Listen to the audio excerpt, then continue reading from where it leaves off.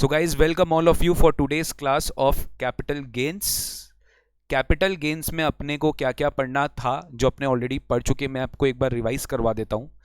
तो capital gains में हम लोग ने सबसे पहले सेक्शन 45 पढ़ा, transfer of capital asset. Transfer of capital asset ही कैपिटल गेन में टैक्सेबल होता है. कैपिटल एसेट का मीनिंग पढ़ा, ट्रांसफर का मीनिंग पढ़ा. उसके बाद you have explained us how to compute capital gain section 48.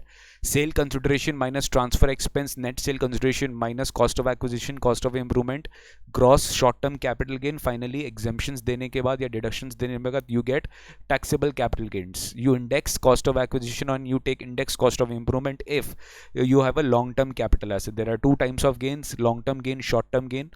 Long term capital gain separately taxable under separate head, so short term capital gain separately taxable in separate rates. Manjula J Shah का judgment याद रखना है. Cost to previous owner, period of holding previous owner, indexation benefit भी previous owner का लेना है. लेकिन act के हिसाब से देखते हो तो एसएससी को करंट जिस साल उसको एसएससी को एसेट मिली है उसी साल से उसको इंडेक्सेशन बेनिफिट मिलेगा. नेक्स्ट अपने पढ़े थे different special cases of full value consideration, जैसे 50C. 50C is applicable on land और बिल्डिंग. 105% तक कोई प्रॉब्लम नहीं है. Stamp duty value deem to be the sale consideration. 43CA is respective section of this 50C only in PGBP income. वहाँ पे land और building you held as a stock in trade, but in 50C you hold land और building as a capital asset. Then अपने बहुत सारा situation based scenarios लिए थे capital gain के FEC वाले पार्ट में. बहुत सारे सिचुएशन बेस्ड एग्जांपल लिए थे सेक्शन 50C के बाद. हम लोग ने special cases 45(1)(a), 45(2), 45(3), 45(4), 45(5), compulsory acquisition, conversion of capital asset into stock in trade, ऐसा करके हम लोग ने बहुत सारा केसेस देखा था. स्लम सेल देखा सेक्शन 50B में, where you consider cost of acquisition as net worth of the undertaking. How to compute net worth, book value of assets minus book value of liabilities, but in case of assets for depreciable asset you take tax WDV. For non-depreciable assets you take book value, and for assets on which 100% deduction is already given you take full zero value. Liability you will always take book value. Revaluation reserve you will always ignore. So guys, अभी मैंने पूरा revision कराया आपको पूरा revision कराया है. Hope आपको सब समझ में आ रहा है. ओके चलिए अभी क्लास में ध्यान दीजिए गाइस, क्लास में ध्यान दीजिए. नाउ नेक्स्ट केस में राइट शेयर्स और बोनस शेयर्स आज का क्लास में अपने स्टार्ट करेंगे. Okay, do not right anything in the chat box please. Chat box में कुछ मत लिखिए. Do not right anything in the chat box please. Chat box में कुछ मत लिखिए. whatever you have to write, you have to write in the, I mean to say, last में आपको क्वेरी सेशन का ऑप्शन मिलेगा. क्वेरी सेशन में आप जितना क्वेश्चन पूछना चाहते हैं आप क्वेश्चन पूछ सकते हैं. ठीक है, ओके. Next, just 1 minute.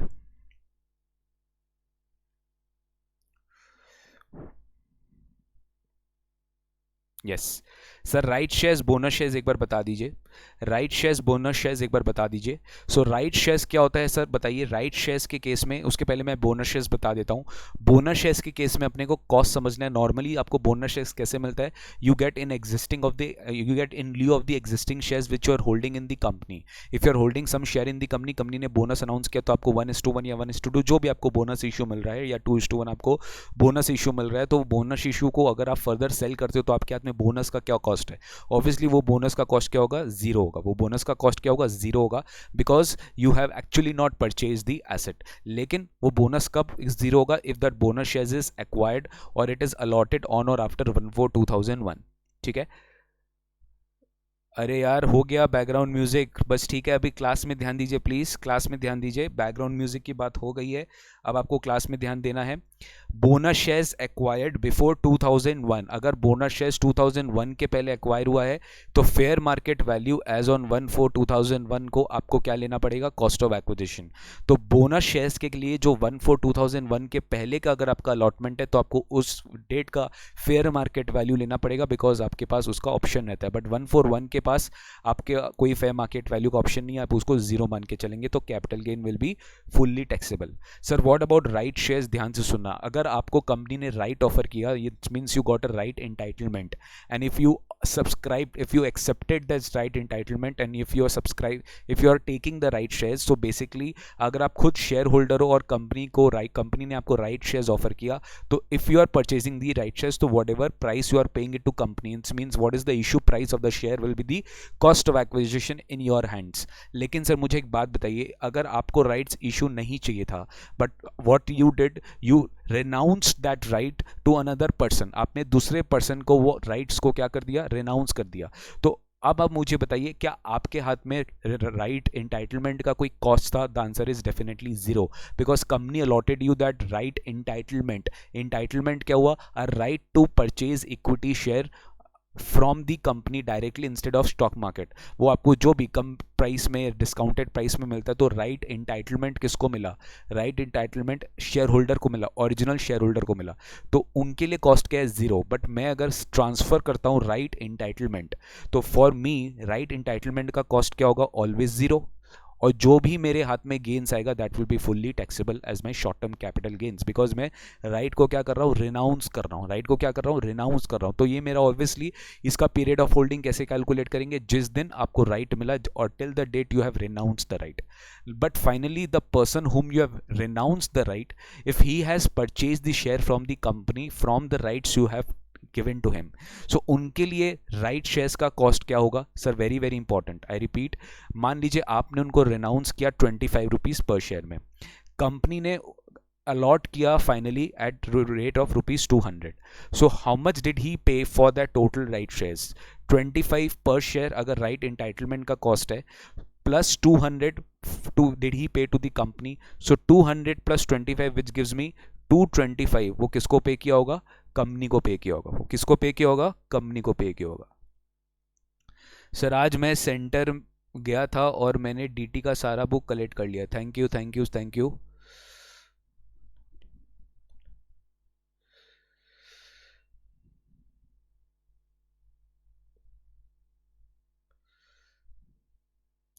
सो 200 प्लस 25, 225 का आपका जो गेन्स था, वो हम लोग ने 225 को जो है वो अपने कॉस्ट ऑफ एक्विजिशन कंसिडर कर लिया, और कॉस्ट ऑफ एक्विजिशन जो है आपका राइट शेयर्स के हिसाब से 225 आपका टैक्सेबल हो जाएगा। ठीक है।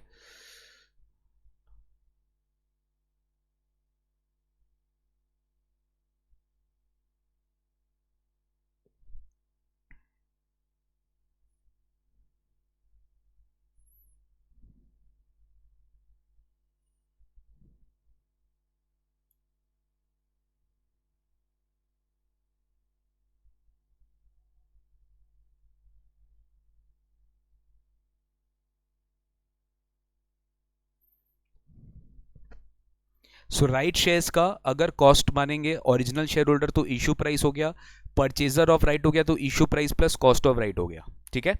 ओके सर, आगे बढ़ते हैं। I hope I am clear on this.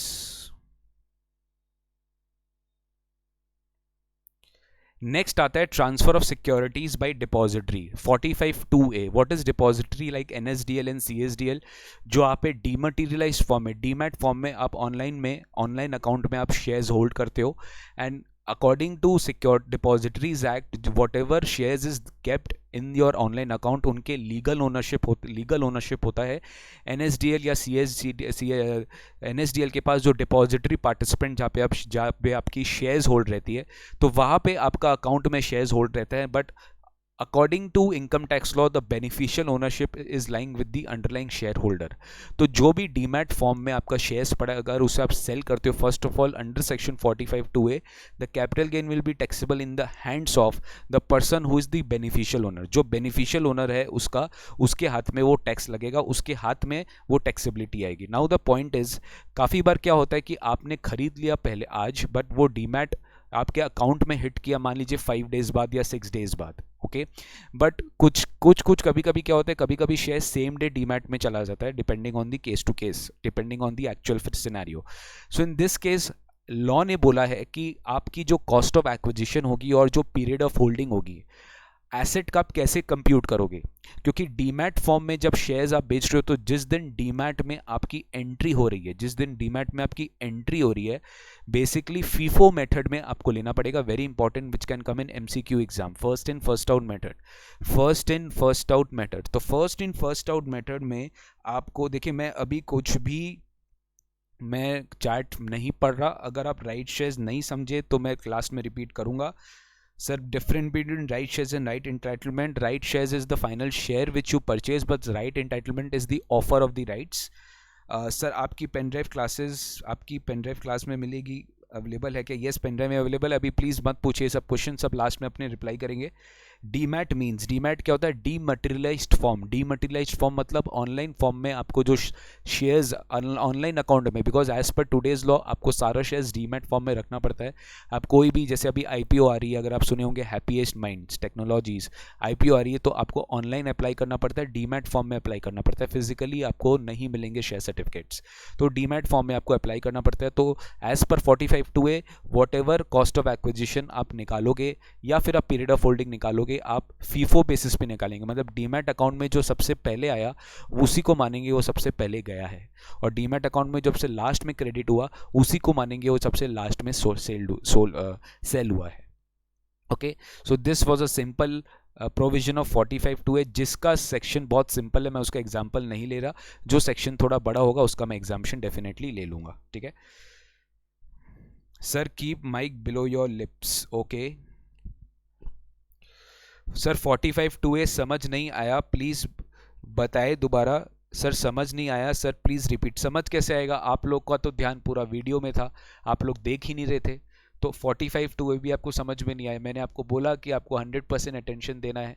45(2)(a में मैंने एक ही बात बोला कि डिपॉजिटरी पार्टिसिपेंट डीपी, डीपीआईडी में जो भी शेयर्स आप होल्ड करके रखे हो, डीपीआईडी में जो भी शेयर्स आप होल्ड करके रखे हो, उसका पीरियड ऑफ होल्डिंग और कॉस्ट ऑफ एक्विजिशन आप कैसे निकालते हो। तो सबसे पहले बेनिफिशियल ओनरशिप के हाथ में, ओनर के हाथ में टैक्सेबल होगा, basically the share holder. Next point आपको ध्यान रखना है, फीफो बेसिस पे टैक्सेबल होगा, यानी जो शेयर पहले एंट्री मारा है डीमैट स्टेटमेंट में, डीमैट अकाउंट में पहले हिट किया है और वो शेयर पहले बिका है, अकॉर्डिंगली आप 1 to 1 मैप करेंगे, बिकॉज एक ट्रेडर जो होता है या कैपिटल इन्वेस्टर होता है, उसके पास तो वो बल्क में ऑर्डर करता है, बल्क में सेल करता है, तो कैपिटल गेन कैसे निकलेगा, किसका कॉस्ट किससे सेल से माइनस करेंगे। यहां पे इन्होंने बोला first in first out basis पे, जो पहले आ गया वो पहले बिकेगा। Okay, so this is how you will compute cost of acquisition and this is how you will compute period of holding. Next अपने आते हैं, अब कोई रिपीट नहीं होगा, जो भी रिपीट करेंगे क्लास के बाद में रिपीट करेंगे। अब प्लीज करंट सिचुएशन में ध्यान दीजिए, जो हो गया सो हो गया, क्लास में ध्यान दीजिए, क्लास में जो है वो आपको ध्यान देना जरूरी है। ठीक है, treatment of advance money forfeited, treatment of advance money forfeited, अगर आप एडवांस में कुछ पैसे ले लिए for agreement in relation to transfer of capital asset, मान लीजिए आपने कोई ट्रांसफर अग्रीमेंट किया to sell a property at a future date, जिसके लिए आज ही आपने एडवांस ले लिया। ठीक है, as per section 51, if I am transferring that capital asset but I have receive certain advance, but due to failure to comply with the conditions of the contract, और contract बीच में ब्रीच हो जाता है, cancel हो जाता है, तो आपने क्या किया, एज पर कंडीशंस और as per the terms of the conditions of the contract वो एडवांस फॉरफिट हो गई। वो एडवांस क्या हो गई, फॉरफिट, मतलब वो एडवांस आप ही के पास रह गया, आपने उसे रिटर्न नहीं किया, ट्रांसफर भी नहीं हुआ और रिटर्न भी नहीं हुआ, मतलब आपने कैपिटल एसेट ट्रांसफर तो किया नहीं because contract was cancelled, but you have received advance because you have terminated the contract, you have received advance because you have terminated, because the contract has been terminated. काफ़ी students chat box में unnecessarily chats लिख रहे हैं, मैं बता दे रहा हूँ, मैं कोई भी देख नहीं रहा हूँ, और अगर आप कोई क्वेश्चन पूछ रहे हो गाइस तो मैं आपको एक डिसिप्लिन मेंटेन करना बोला हूँ क्लास में, नहीं expect that everyone should maintain that discipline in the class. अगर आप डिसिप्लिन मेंटेन नहीं करोगे तो आपका रिविजन क्लास किया हुआ बेकार है। अगर आप डिसिप्लिन नहीं मेंटेन करोगे तो अगर आपकी कोई क्वेरी मिस हो जाती है तो उसका रिस्पॉन्सिबिलिटी मेरी नहीं है। मैंने बोला क्वेरी जो भी होगा लास्ट में होगा। काफ़ी स्टूडेंट्स पूछ रहे हैं कि सर जेडीए कब पढ़ाएंगे, अरे जेडीए पढ़ाएंगे यार, वेट तो करो, थोड़ा टाइम तो दो, जब वो आएगा वो भी पढ़ाएंगे।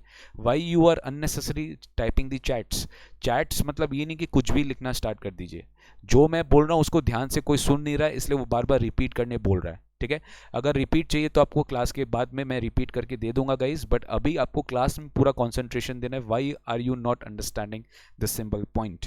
आज का क्लास अपलोड नहीं करेंगे, आपको बिल्कुल भी करने का दरकार नहीं है। ओके, आज का क्लास हम अपलोड नहीं करेंगे।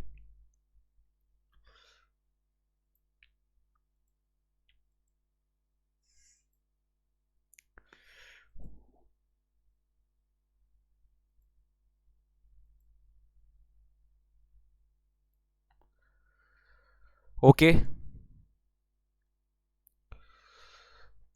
चलिए आगे बढ़ते हैं अपने। Advance money forfeited, advance money forfeited, advance money forfeited में अपने को क्या देखना था? एडवांस मनी फॉरफिटेड में अपने जो देखे थे कि फॉरफिट हो गया आपके हाथ में और आपने कॉन्ट्रैक्ट कैंसिल कर दिया। कॉन्ट्रैक्ट कैंसिल आपने किया या बायर ने किया? बायर के डिफॉल्ट से आपको एडवांस मिल गया, वो आपके पास ही रह गया। तो व्हाट विल हैपन, यहाँ पे एक डेट है जो अपने को याद रखना है। अगर AY 15-16 के पहले, मतलब 1414 के पहले, मतलब AY 15-16 हो गया 1414 के पहले, अगर 14-2014 के पहले अगर आपने एडवांस फॉरफिट किया था तो वो आपके कॉस्ट ऑफ एक्विजिशन से लेस हो जाएगा। वो आपके कॉस्ट ऑफ एक्विजिशन से लेस हो जाएगा बिकॉज आपने एडवांस को माइनस कर दिया। वो आपने क्या किया? एडवांस को माइनस कर दिया।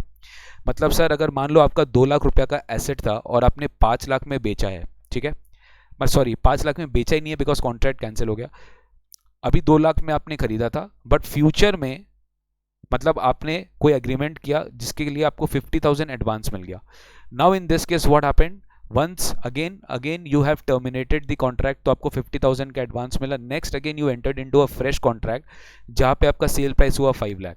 सो government is saying that this 50,000 has to be reduced from 2 lakhs because ये मनी आपको मिला है for this asset, so it will reduce your cost of acquisition and hence it will be your net cost will be 1.5 lakhs। और वो 1.5 lakhs को आपको क्या करना है? इंडेक्सेशन देके माइनस करना है from your capital gains that is 5 lakhs, from cell consideration that is 5 lakhs। लेकिन अगर 1414 के बाद ये अगर फॉरफिट हुआ है तो ये स्ट्रेट अवे आप अदर सोर्सेज में टैक्सेबल कर देंगे। टैक्सेबल आपको तभी करना है, टैक्सेबल आपको तभी करना है जब आप इनकम फ्रॉम अदर सोर्सेज में हेड में जाकर टैक्सेबल करोगे अंडर सेक्शन 56(2)(9। ठीक है, ये अपने इनकम फ्रॉम अदर सोर्सेज में पढ़ लेंगे। अब आइए गाइस इसका एक इलस्ट्रेशन किया जाए, इसका एक इलस्ट्रेशन किया जाए। देखिए ध्यान से देखिएगा। A house was purchased on 1st May 2001 for 2 lakhs and was used as a residence by the owner The owner had contracted to sell this property in June 2012 and for 8 lakhs and he had received an advance of 50,000। 50,000 का क्या मिल गया? Advance मिल गया। ये हो गया मेरा cost of acquisition. The deal was not finalized and hence the amount was forfeited on August 2012। He again contacted to sell this property and received an advance on 24th Feb 2015। Okay, however this deal was not finalized and hence the amount was forfeited on 30th April 2015। Okay, the property was sold finally in June 19 to another buyer for 10 lakhs। Owner ने 2% brokerage pay किया, आपको indexation factor दे दिया। बहुत ध्यान से देखना। House built हुआ 2 लाख रुपया में, ओनर ने प्रॉपर्टी बेचने के लिए कॉन्ट्रैक्टेड कि वो 8 lakhs में प्रॉपर्टी बेचेगा और उसको 50,000 एडवांस मिल गया। बहुत बढ़िया, 50,000 एडवांस मिला है। कब मिला सर? जून 12 में मिला। कब मिला? जून 12 में मिला, which is before 1/4/2014। Deal finalise नहीं हुआ, अमाउंट फॉरफिट हो गया। बहुत बढ़िया। अगर फॉरफिट हो गया तो आपको क्या करना है? कॉस्ट ऑफ एक्विजिशन से माइनस कर देना है। कॉस्ट ऑफ एक्विजिशन क्या था? 2 लाख रुपया कॉस्ट ऑफ एक्विजिशन था। तो 2 lakh minus 50,000 gives me 1,50,000 which will be my net cost of acquisition. तो देखिए अपने सम कैसे किए, सबसे पहले तो ये जो आपका फाइनल कंसिडरेशन है वो 10 lakhs ले लिए, माइनस आपको ब्रोकरेज 2% ब्रोकरेज किसका? अगेन 10 lakhs का विच इज 20,000। वो आप माइनस करोगे जिससे आपको नेट सेल कंसिडरेशन मिलेगा। Then you will do what? Less you will reduce indexed cost of acquisition. तो 2 लाख में से मैंने आपको बताया था एडवांस फॉरफिटेड आप माइनस करोगे और अब मल्टीप्लाई कर दोगे इंटू 289 डिवाइडेड बाई 100। 289 क्या हुआ? Cost inflation index. क्या हुआ? कॉस्ट इन्फ्लेशन इंडेक्स, जो किस साल का है? 1920 का। जो किस साल का है? 1920 का, डिवाइडेड बाय 100। ये आप माइनस कर दोगे from your net sale consideration. उसके बाद आपका जो फाइनल आंसर आता है वो है लॉन्ग टर्म कैपिटल गेन। यही अगर एडवांस अगर 1/4/2014 के बाद फॉरफिट हुआ था ये 50,000, तो आप नॉर्मल सम करते 2 लाख का और 50,000 को आप इनकम फ्रॉम अदर सोर्सेज में टैक्सेबल कर देते। That's it. ओके,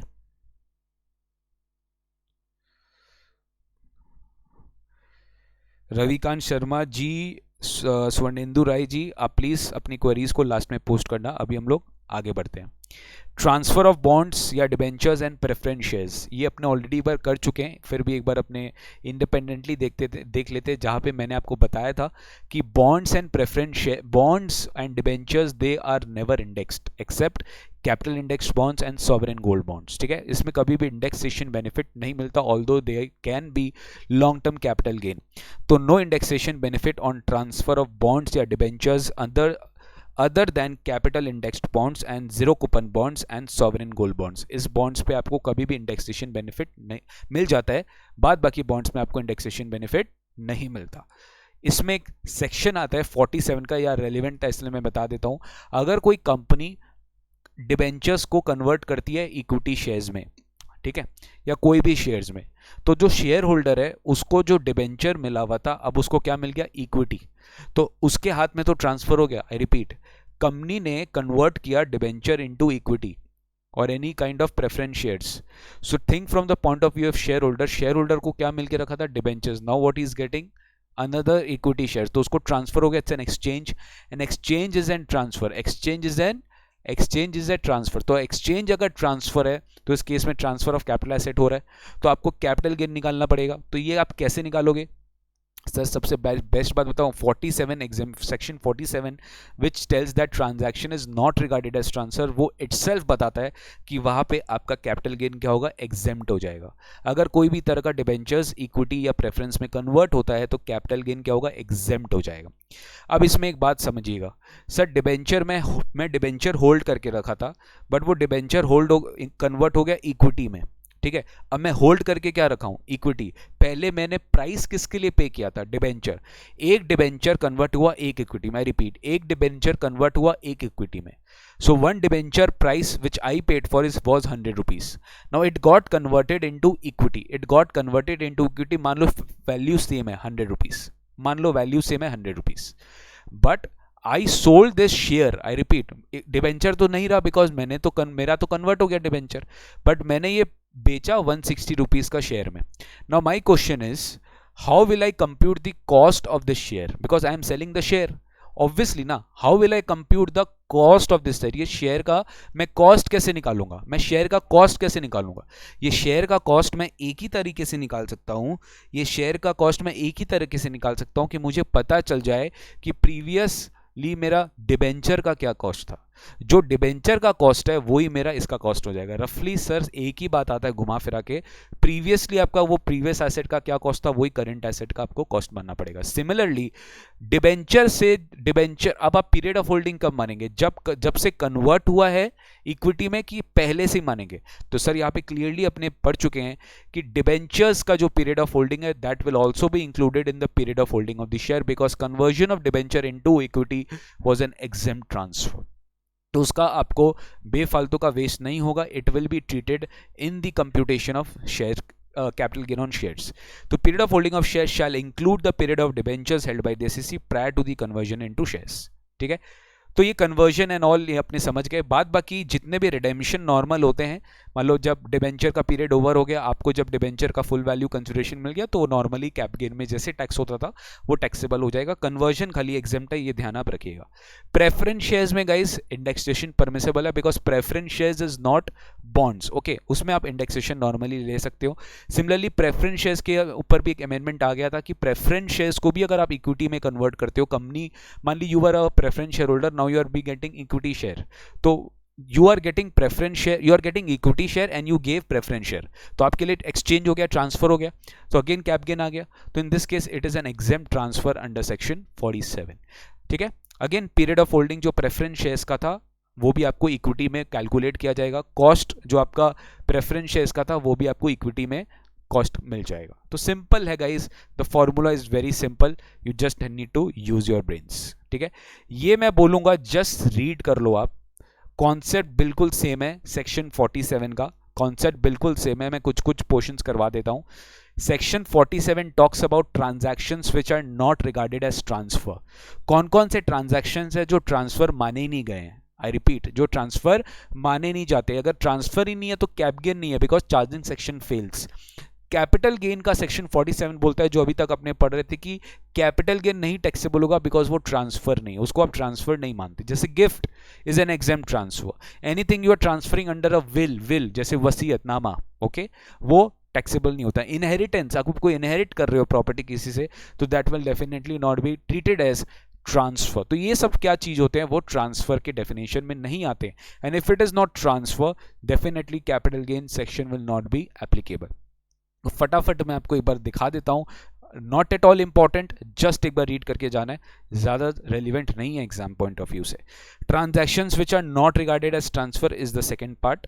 सर सबसे पहले फटाफट बता दीजिए, अगर एचयूएफ की जो पार्टीशन होती है और एचयूएफ को मेंबर से एचयूएफ मेंबर्स को कोई भी डिस्ट्रीब्यूट करता है any assets on partition of HUF, in that case that distribution of assets, ये भी तो एक तरह का ट्रांसफर होता है, बट सेक्शन 47 बोलते नहीं। एचयूएफ को अगर मेंबर्स, एचयूएफ की पार्टीशन हो रही है, फैमिली की पार्टीशन हो रही है, कुछ एसेट्स फादर ले गए, मदर ले गई, चाइल्ड ले गया, सन डॉटर कोई ले गया, तो वो एचयूएफ के हाथ में कैपिटल गेन नहीं माना जाएगा, ट्रांसफर नहीं है। नेक्स्ट, अगर कोई गिफ्ट है, विल है, इरेवोकेबल ट्रस्ट है। इरेवोकेबल ट्रस्ट मतलब समथिंग जो आप क्लबिंग में भी पढ़े थे, you don't have right to take back the asset, वापस से ट्रांसफर आप नहीं कर सकते अपने आप को। Okay, once you have given it is given. So if you have given, transfer that property और transfer that capital asset to any trust, irrevocable trust, that's also exempt. Okay, अब इस केस में भी बात समझिए, गिफ्ट अभी अभी तो अपने पढ़ के गए थे लास्ट क्लास में भी, आज क्लास में भी, कि सर गिफ्ट के केस में अगर मुझे कोई एसेट मिल रहा है तो मेरे लिए कॉस्ट क्या है, if I am further transferring the asset, so your cost will be cost to the previous owner. Period of holding भी क्या है, period of holding will include the holding of the previous owner, same concept. Indexation benefit will be taken from the date of the acquisition of the asset by the previous owner. ये तो act के हिसाब से है, but इसके ऊपर Manjula J Shah का judgement अपने पढ़ चुके हैं, if you clearly remember. Manjula has a alternative view. Manjula ने बोला है कि जहां जहां प्रीवियस ओनर का पीरियड ऑफ होल्डिंग आ रही है, where in all cases where previous owners period of holding we are considering, in all such cases we have to take the indexation benefit from the year in which the previous owner acquired the asset. तो मंजुला जेशा का judgement clear cut इससे against में है, but आपको worry करने का दरकार नहीं है, आप जैसा पढ़ रहे हो आप वैसा ही पढ़िए, आप कोई भी व्यू कंसिडर कर सकते हो। ओके सर, नेक्स्ट अपने देखते हैं, इस केस में एक एक्सेप्शन है कि मान लीजिए मुझे ईसॉप में, एम्प्लॉय स्टॉक ऑप्शन प्लान के अंदर मुझे कोई शेयर्स अलॉट हुआ बाय द कंपनी, एंड वो मैंने किसी को अगर गिफ्ट कर दिया, ठीक है, if employ transfers the share allotted to him under ESOP, और वो मैंने अगर किसी को गिफ्ट कर दिया तो कैपिटल गेन एग्जेम्प्ट नहीं होगा। ये एक एक्सेप्शन है, सेक्शन 47 के प्रोवाइजो में ही दिया हुआ है। That's an exception only in case of ESOP, if you are gifting that shares to any other person, that will not be exempt, that will be taxable. और उस केस में आपके हाथ में सेल कंसिडरेशन क्या माना जाएगा, उस शेयर का जो आप गिफ्ट कर रहे हो, that will be fair market value on the date of the transfer. ठीक है, नेक्स्ट आते गाइस, नेक्स्ट एक बार आओ, transfer of capital asset by holding company है, एचसी क्या है, holding company, to its Indian wholly owned subsidiary. ध्यान से सुनना, होली ओन्ड सब्सिडरी मतलब this holding company is holding 100% share capital of this wholly owned subsidiary, either beneficial ownership through nominees, मतलब nominees के साथ। ऑब्वियसली एक कंपनी में कम से कम 2 मेंबर होना जरूरी है, आप कंपनीज एक्ट में पढ़ चुके हो। तो नॉमिनी शेयर होल्डर तो एक लीगल ओनरशिप है, बट बेनिफिशियल राइट्स एक सिंगल ओनर के पास अगर है तो ही बिकम्स अ होल्डली owned subsidiary of the holding company. ठीक है, तो इट बिकम्स, इसमें क्या है कि holding company of transferring the capital asset theory में आएगा। ठीक है, इस पे कोई सम्स आता नहीं है, ज्यादा इंपॉर्टेंट नहीं है, जस्ट एक बार सुन लो। होल्डिंग कंपनी अपने होली ओन सब्सिडरी को ट्रांसफर करता है तो it is fully exempt. In this case आपको क्या करना है, होली ओन सब्सिडरी को जो कैपिटल एसेट ट्रांसफर हुआ ये तो एग्जेम्प्ट हुआ, तो होली ओन सब्सिडरी फर्दर बेचेगा तो कॉस्ट क्या होगा भाई, कॉस्ट होगा cost to the previous owner. Cost क्या होगा, cost to the previous owner. Previous owner क्या है, cost to holding company. Period of holding of wholly own subsidiary, ये क्या होगा, includes period of holding company of HC. ठीक है, ये एक तो करेक्शन कर लीजिएगा, includes period of holding of HC मतलब होल्डिंग कंपनी का भी पीरियड ऑफ होल्डिंग इसमें इंक्लूड हो जाएगा। ठीक है, प्रीवियस ओनर का आपको भी करना पड़ेगा। सेम है, उल्टा सोचिए, transfer from wholly own subsidiary company to holding company, उल्टा मतलब होली ओन सब्सिडरी अपनी होल्डिंग कंपनी को अगर ट्रांसफर कर रहा है तो सेम फंडा होगा, मैं रिपीट नहीं कर रहा।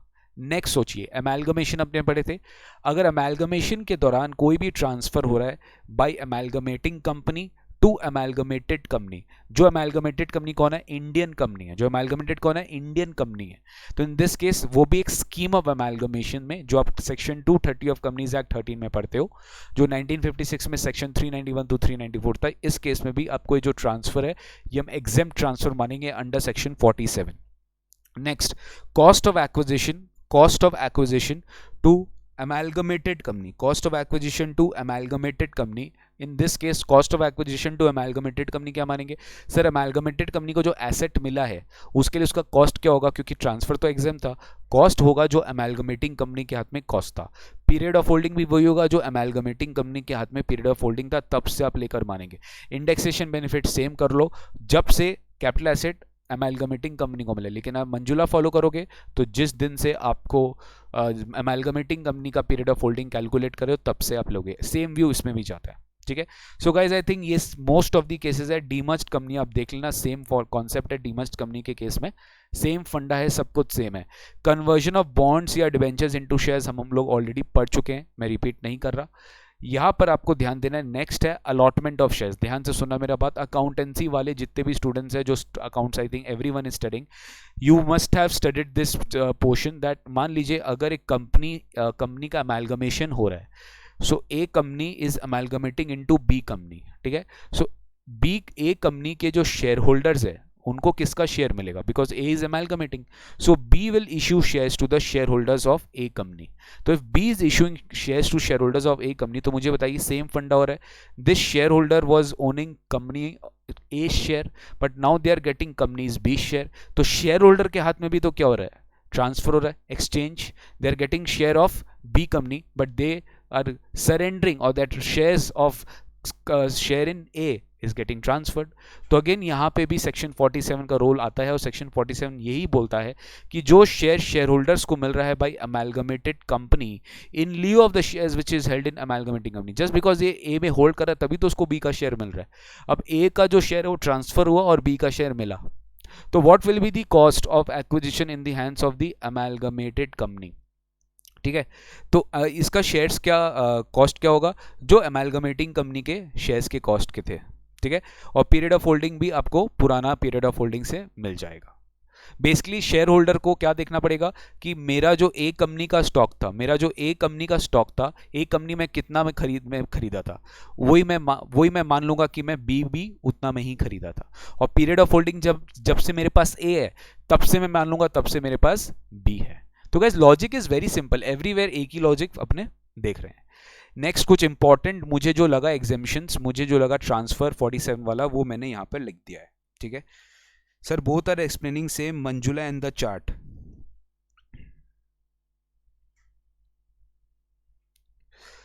Transfer of units of mutual fund held in consolidating scheme in consideration of allotment of units in consolidated scheme। ये सेबी का बीच में क्या हुआ था ना, many mutual funds are merged, बहुत सारे म्यूचुअल फंड्स को इन्होंने मर्ज किया था। जैसे मान लीजिए आप एक ही कंपनी के बहुत सारे म्यूचुअल फंड्स में आप होल्ड करके रखे हो, और वो मान लीजिए एक मर्ज हो गया MF1 MF2 करके, मान लीजिए MF3 हो गया। तो if you are getting units, government SEBI क्या कर रही थी, म्यूचुअल फंड में क्या हो रहा था कि अगर आप इसमें होल्ड करके रखे हो तो ये आपको नहीं मिलेगा, आपको सीधा कंसोलिडेटेड म्यूचुअल फंड की यूनिट्स मिल जाएगी, मतलब एक नया फंड का यूनिट्स आपको मिल जाएगा। Again exchange, you are getting mutual fund 3 के units and you are giving up a mutual fund 1 and mutual fund 2 के यूनिट्स, तो सेम हो गया। इससे हम कहते हैं कंसोलिडेटिंग स्कीम, मतलब जो म्यूचुअल फंड 2 कंसोलिडेट होकर म्यूचुअल फंड 3 बन गया है, तो जो ये ट्रांसफर हो रहा है ये भी क्या है, एक तरह का एग्जेम्प्ट ट्रांसफर है। ओके, नेक्स्ट अपने देखते हैं conversion of preference into equity, मैंने आपको बता दिया। Reverse mortgage scheme is very very important, थोड़ा सा ध्यान से सुनिएगा। Reverse mortgage, sir what is mortgage, you know, आपको लोन चाहिए, बैंक में जाते हो, प्रॉपर्टीज मॉर्गेज करते हो, you get a loan, okay, आपको लोन मिल जाता है, वो प्लेज हो जाता है प्रॉपर्टी, और जब तक आप लोन नहीं चुकाते वो बैंक, कभी भी राइट है बैंक के पास कि बैंक वो एसेट्स को रिलाइज करके they can take away the loan money back if you do not pay the money loan along with interest at within the due date। तो in this case गवर्नमेंट ने क्या scheme लाया, reverse mortgage scheme. I repeat, reverse mortgage scheme. यहाँ पे क्या होता है कि generally these are given to senior citizens as per the central government rules. Senior citizens को क्या करना पड़ता है, सीनियर सिटीजन्स क्या करते हैं, after they retire they need some fixed cash flow, they live in a residential house property, they do not have regular earnings, they have passive earnings। I repeat, they have passive earnings। passive मतलब fixed deposits है, mutual fund है, उससे dividend आता है, या एक होता है ना रेगुलर अर्निंग्स नहीं है, वो पैसिव इनकम से जो रेंट का इनकम है, ये सब बेसिक जो पैसिव इनकम स्ट्रीम से वही आता है, जो रेगुलर बिजनेस इनकम है वो जनरली आपको सीनियर सिटीजन्स में नहीं मिलता। सो इन लोग क्या करते हैं, to safeguard their interest and to ensure that they are having smooth cash flow of money to earn their main bread and butter, they pledge their house property which they are living with the bank, and bank क्या करता है, उनको mortgage कर लेता है और उनको reverse में उनको fixed money और fixed sum of installments देता रहता है। Okay, once the period is over, जो उनका ड्यू डेट है, उसके बाद they have to repay what they have done, what they have taken. ये अपने आगे पढ़ते हैं, एक बार नोट्स देख लीजिए मैं क्या बोलना चाह रहा हूँ रिवर्स मॉर्गेज स्कीम में। तो सर रिवर्स मॉर्गेज स्कीम में क्या होता है कि सबसे पहले जो सीनियर सिटीजन है, they have to transfer, they have to mortgage, they have to give the right to the bank. So again that's a right where bank is enjoying the immovable property का benefits. तो again ये transfer होता है as per section 247, but as per section 47 इसको क्या किया गया, exempt किया गया। कोई भी ट्रांजैक्शन अगर रिवर्स मॉर्गेज में हो रहा है तो वो एग्जेम्प्ट माना जाएगा, इस पे कैपिटल गेन नहीं लगेगा। अब थोड़ा सा ये सोचिए कि सर बैंक से जो पैसा सीनियर सिटीजन को मिल रहा है, सो क्या उस पे वो तो इनकम है, क्या वो टैक्सेबल होगा? ये भी टैक्सेबल नहीं किया गया। This is exempt under section 1043। तो मैंने क्या किया, देखिए रिवीजन पर्पस के लिए कैपिटल गेन को और सेक्शन 1043 को मैंने लिंक करके एक ही साथ आपको लिख के समझा दिया, so that once you are sitting in the exam hall आपको एक साथ याद आना चाहिए कि हाँ सेक्शन 47 का reverse mortgage scheme is connected with section 1043। Regular classes में पॉसिबल नहीं होता। This is the difference between the revision classes which we are taking now and the regular classes जो हम लोग पहले करा चुके हैं या फिर आप कहीं से भी कर चुके हो। So this is the thing, this is something unique which I want to teach you, and this is something I think this will help you in future to recollect. This is the best way to learn the provisions of tax, guys. अगर आप एक ही provision पढ़ रहे हो but आप interlinkage नहीं कर पा रहे हो तो definitely you have to revise more, and revise करने के लिए you need some good techniques. जैसे एक चैप्टर है तो सोचो दूसरा तीसरा चौथा चैप्टर से कैसे लिंक हो रहा है, अगर हो रहा है तो लिंकेज पहले दिमाग में सेट करके रखो। एग्जाम हॉल में आप नहीं सोच पाओगे कि रिवर्स मॉर्गेज और हम कहाँ पढ़े थे। डो नॉट वेस्ट टाइम, उतना टाइम आपको टैक्स पेपर में नहीं मिलेगा। तो section 1043 exempts any lump sum amounts or installments received as a loan under a scheme of reverse mortgage from the bank by senior citizens. Now in this case में ध्यान से सुनना, capital gain कब आएगा, मेरा बात ध्यान से सुना। मान लीजिए if the senior citizen fails to repay the loan back, obviously वो लोग क्यों लेते reverse mortgage, to ensure their safeguard in the interest once they are senior citizen. तो मान लीजिए उनके डेथ के बाद अगर वो नहीं कर पाए, पे बैक नहीं कर पाए, या मान लीजिए during the life time also वो लोग पे बैक नहीं कर पाए, तो बैंक क्या करती है, वे प्रॉपर्टी बेच के मनी रिकवर कर लेती है। तो उस समय जब प्रॉपर्टी बिकता है उस समय कैपिटल गेन टैक्सेबल होगा। तो क्या लिखा है, capital gain would arise in the hands of the senior citizen only when the mortgage property sold by the bank या housing finance company for the purpose of recovering the loan. उसी समय capital gain taxable है, because उस case में senior citizen को property बेच के आपको पैसा देना पड़ेगा, बैंक को पैसा देना पड़ेगा, और पैसा जो दिया जाएगा, क्योंकि रिवर्स मॉर्गेज स्कीम बहुत स्ट्रिक्ट है, उसमें सब कुछ लिखा रहता है कि you have to pay back the money in this due date. If you do not pay you have to sell the house property and repay the bank. ठीक है, I hope it is clear. फिर एक अपने exemption और देखेंगे, sovereign gold bonds जो RBI issue करता है। सर ये हम लोग पढ़े थे कहीं पे, ध्यान से सुनिएगा, हम लोग क्या पढ़े थे, ध्यान से सुनिएगा। यहां बात की है कि अगर सॉवरेन गोल्ड बॉन्ड्स रिडीम हो रहा है under sovereign gold bond scheme 2015, तो this will be what, this will be exempt. मतलब रिडीम हो रहा है मतलब आप पूरा मेच्योरिटी पीरियड तक होल्ड करके रखियो। 5 साल का बॉन्ड है, 5 साल होल्ड करके रखियो, आपको रिडीम हो रहा है। लेकिन अगर आप बीच में ट्रांसफर करते हो तो आप कर सकते हो, बट उसमें आपको इंडेक्सेशन बेनिफिट मिल जाता है। यही हम लोग पढ़े थे ऊपर में, जहाँ पे बॉन्ड्स में capital index bonds and sovereign gold bonds पढ़े थे, वो आपको इंडेक्सेशन पीरियड मिल जाता है। बट यहाँ तो रिडीम हो रहा है ना, द वर्ड यूजेस रिडीम, तो redemption is fully exempt. Then ये एक आप देख लीजिएगा, रूपी डिनोमिनेटेड बॉन्ड होता है जो इंडियन कंपनी फॉरेन कंट्रीज में इशू करती है आउटसाइड इंडिया। तो यहाँ पे अगर एनआर नॉन रेसिडेंट इन्वेस्ट कर रहा है रूपी डिनोमिनेटेड बॉन्ड में, अगर वो किसी दूसरे एनआर को, आई रिपीट, एक एनआर दूसरे एनआर को एक रूपी डिनोमिनेटेड बॉन्ड जो इंडियन कंपनी का है उसमें इन्वेस्ट करके रखा है और वो ट्रांसफर कर रहा है, तो it is not taxable, it is exempt. अब आप सोच रहे कि एनआर, जब एनआर को ट्रांसफर कर रहे हैं तो इनकम इंडिया में कैसे टैक्सेबल है? If you remember section 9, income deem to accrue arise in India, interest income वहाँ पे, और कैपिटल गेन वहाँ पे आपने देखा था कि बॉन्ड जहाँ पे सिचुएटेड है, बॉन्ड कहाँ का है? इंडियन कंपनी का है। बॉन्ड कहाँ का है? इंडियन कंपनी का है। तो this income will definitely accrue in India, and if it accrues in India it will be taxable in India. But in this case government ने क्या किया? इस ट्रांसफर को क्या कर दिया? एग्जेम्प्ट कर दिया, इस पे इंडिया में टैक्स नहीं लगेगा। सो गाइज, अभी तक हम लोग ने ट्रांसफर एग्जाम पढ़ा है, एंड आई थिंक, मेरे को नहीं लगता यहाँ से बहुत ज़्यादा क्वेश्चंस आता है, बट फिर भी मैंने सोचा कि एक बार आपको मैं बता दूं कि किस तरीके से आप प्रिपेयर कर सकते हो, अकॉर्डिंगली आप उसको आगे लेकर चलना।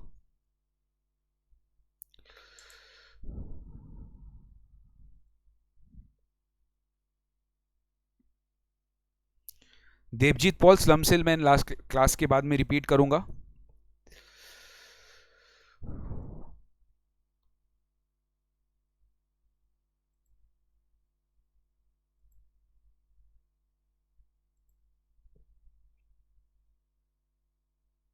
ओके, आगे चलते हैं। Now guys we need to understand tax rates. चलिए एक बार टैक्स रेट्स पढ़ लेते हैं। कि टैक्स रेट्स कितना कितना है। First of all you need to understand there are two kinds of gain, short term capital gain and long term capital gain. ठीक है, अगेन ये भी बहुत सारे कॉमन पॉइंट्स है इसमें। ठीक है, मैं बेसिक पॉइंट्स आपको समझा देता हूं, एल्स सारे पॉइंट्स आप समझ जाएंगे। Short term capital gain and long term capital gain. So short-term capital gain, there are two sections. Short-term capital gain, there are two sections. Can you explain important section in CG? Sir मैं यही तो करा रहा हूँ अनूप झा, और मैं करा क्या रहा हूँ? सब कुछ कराना मुझे इंपॉर्टेंट लगता है, बट मैं स्ट्रेस आपको जरूर बता सकता हूँ, बट कराना तो मेरे को सभी पड़ेगा। Short term capital gain section 111A 15%, very important section. Others हो गया स्लैब रेट। स्लैब रेट मतलब डिपेंडिंग अपॉन इंडिविजुअल, तो up to 2.5 lakh, next 2.5 lakh, next 5 lakh, अब 10 लाख। या सीनियर सिटीजन हो, रेसिडेंट, तो 3 लाख या 5 लाख तक का वेरी सुपर सीनियर सिटीजन का एग्जेम्पशन मिल जाता है। लेकिन नॉर्मली सेक्शन 111A में अगर आप एप्लीकेबल हो गए तो 15% टैक्स, मतलब बात बाकी सब केस में स्लैब रेट्स मतलब, या आपके ऊपर जो रेट लगता है, कंपनी है तो डिपेंडिंग 25% या 30%। लॉन्ग टर्म कैपिटल गेन में there are two sections. Basically एक बोला जाएगा तो 112A और एक बोला जाएगा तो 112। दिस टू सेक्शंस है, ध्यान रखना है। 112A, if you remember, this came because of this section got deleted. 1038 delete हुआ था, 1038 डिलीट हुआ था, एक सेक्शन था एग्जेम्प्ट किया था। अब वही चीज टैक्स हो गई थी जहां पे रेट आई 112A में। ओके, इसका रेट है 10%। बाद बाकी केसेस में लॉन्ग टर्म कैपिटल गेन जो होता है वो 20% पे टैक्स लगता है। Short term capital gain if it is covered under 111A it will be taxable at the rate of 15%। बाद बाकी केसेस में शॉर्ट टर्म कैपिटल गेन में स्लैब रेट्स लगता है। अब अपने एक एक करके आएंगे। शॉर्ट टर्म कैपिटल गेन को सबसे पहले डिस्कस करते हैं कि 111A है क्या, एग्जैक्टली बोलता है क्या, you know this. 111A will be applicable only on short term capital assets. First of all you need to understand short term capital asset मतलब क्या, इक्विटी शेयर्स या लिस्टेड इक्विटी शेयर्स और units of equity oriented mutual fund और UTI जहां पे up to 12 month से ज्यादा hold करके रखे हो, अप टू 12 मंथ्स तो it is short term. For land और बिल्डिंग और unlisted shares up to 24 months, other assets up to 36 months, all are short term. तो शॉर्ट टर्म गेन्स में ही 111A लगेगा, लॉन्ग टर्म में 111A नहीं लग रहा है। 111A is a tax rate का section, it just gives you a tax rate. मैंने बोला था ना फर्स्ट क्लास में स्पेशल इनकम के टैक्स रेट्स, तो this is one of the special income के टैक्स रेट्स। लॉटरी इनकम पे 30% टैक्स लगता है as per 115BB, this is a special income के टैक्स रेट्स। ये फाइनेंस एक्ट में नहीं आता है, ये इनकम टैक्स एक्ट 1961 में रहता है। तो 111A is short term capital gain taxable at the rate of 15%। First of all क्या चीज पे टैक्स लगता है, इक्विटी शेयर्स के ट्रांसफर पे या इक्विटी ओरिएंटेड म्यूचुअल फंड के ट्रांसफर पे। सेम बात होगी, इक्विटी ओरिएंटेड म्यूचुअल फंड क्या होती है, म्यूचुअल फंड जो अपना वैल्यू का कम से कम 65% डोमेस्टिक कंपनी के इक्विटी शेयर्स में इन्वेस्ट करता है। they are investing in equity shares of domestic company at least 65%. Now the second condition is STT should have been paid. What is STT? Securities Transaction Tax. ये मैंने आपको capital gain के एकदम starting में बताया था कि सिक्योरिटी ट्रांजैक्शन टैक्स का you do not get any deduction in capital gains, you get deduction in PGBP if you are a dealer in shares. Share is your inventory, business asset, stock in trade, it is not your capital asset. जो भी खर्चा और STT का deduction मिल जाएगा. Capital gain में STT का deduction बिल्कुल भी नहीं मिलता. कोई अमेंडमेंट है this chapter? No, cap gain में कोई भी अमेंडमेंट बिल्कुल भी नहीं है. ट्राई बिल्कुल भी आपको आई मीन प्रॉब्लम होने की दरकार नहीं है. मैं जो भी अमेंडमेंट्स होगा मैं आपको ड्यू कोर्स में इन्फॉर्म कर दूंगा. इनकम टैक्स में बहुत ज़्यादा अमेंडमेंट्स नहीं है, तो थोड़ा बहुत इनकम फ्रॉम अदर सोर्सेज में, रिटर्न में और पैन में है. Short term capital gain 111A का मैंने आपको रेट्स बता दिया. नाउ सर STT पेड नहीं हुआ तो क्या करेंगे? तो STT पेड नहीं हुआ तो short term cap gain 111A नहीं लगेगा, बट इसका एक एक्सेप्शन है. What if STT is not paid? If STT is not leviable on such transaction, STCG arising from such transactions undertaken in foreign currency on recognised stock exchange, जो कि IFSC centre में, IFSC क्या हो गया? International financial service centre, जो financial hub centre है gift city in Gujarat, Ahmedabad. तो IFSC is taxable at the rate of 15%. मतलब STT पेड नहीं है तो भी 15% लग रहा है. एक एक्सेप्शन इसका यही है कि if your money, if your transfer is in stock exchange which is located in IFSC and you have undertaken the transaction in foreign currency, no problem. In that case also आपको 111A का benefit मिल जाएगा. बाकी के case में अगर आप recognise stock exchange में नहीं किए, STT नहीं लगा, तो no exemption of, I mean no under 111A slab rate will be applicable. Slab rate मतलब जो आपका प्रोग्रेसिव सिस्टम पे टैक्स लगेगा उसी पे आप इनकम टैक्स को अज्यूम करेंगे, कैपिटल गेन्स को टैक्स मानेंगे. ठीक है, अब आते हैं गाइस अपने points to remember. I hope अभी तक आपको सब समझ में आया. Sovereign gold bonds are not capital assets now sir. No, ऐसा कुछ नहीं है भाई. Sovereign gold bonds capital asset है. रिडेम्पशन करेंगे तो ट्रांसफर नहीं है, बट ट्रांसफर करेंगे, आई मीन ट्रांसफर कर रहे हो उसको बीच में, तो capital index bond, sovereign gold bonds पे आपको टैक्स देना पड़ेगा. रिडेम्पशन पे टैक्सेबल नहीं है. ठीक है, do not gate confused. Sir क्या CG के क्वेश्चन भी कराओगे? अरे करा ही तो रहे, हर चीज़ का एक क्वेश्चन करा रहे हैं हम लोग. ये सब एग्जाम के क्वेश्चन है जो भी मैं आपको करा रहा हूँ. ठीक है, ऐसा कुछ भी नहीं है जो एग्जाम के क्वेश्चन नहीं है. Most of the question are from exam. कुछ अलग अलग छोटे इलस्ट्रेशन से तो बात अलग है. ठीक है, बाकी सब मेरे दिव्य जोड़ी बूटी बुक में है, आप प्लीज़ उसको फॉलो कर लीजिएगा. और yes, after revision class gets completed I will try my level best. जितना टाइम मिलेगा, मैं आपको 100% कमिटमेंट तो नहीं दे सकता, but I will try my level best to shortlist some good questions and upload those classes in my YouTube channel CN Nikunj Goenka tax lover, जिसको आपको सब्सक्राइब करना है और बेल आइकन दबा के रखना है. Points to remember. Benefit of unexhausted basic exemption limit will be available for resident individual या HUF. ध्यान से सुनना, तो बहुत ध्यान से सुनना. मेन सेक्शन हो गया. अब सर अपने बात करते हैं कि सर इसका टैक्स रेट अब होगा, तो एक दो एग्जाम्पल दीजिए क्या होगा. सर नॉर्मली अपने को बेसिक एग्जम्पशन लिमिट कितना मिलता है? We get basic exemption limit of 2,50,000. We get basic exemption limit of 2,50,000. उसका अपने को बेसिक एग्जम्पशन लिमिट 2.5 लाख रुपये का बेनिफिट मिल जाता है. जब अपने को 2.5 लाख का बेनिफिट मिलता है, तो क्या सर मुझे एक बात बताइए, क्या ये 2.5 लाख रुपये अपने शॉर्ट टर्म कैपिटल गेन जो हम कमा रहे हैं, मान लीजिए जब short term cap gain 3 lakh रुपए का कमाए 111A वाला, क्या हम इस 2.5 लाख को इस 3 लाख के साथ यूटिलाइज कर सकते हैं? यस, बिल्कुल कर सकते हैं.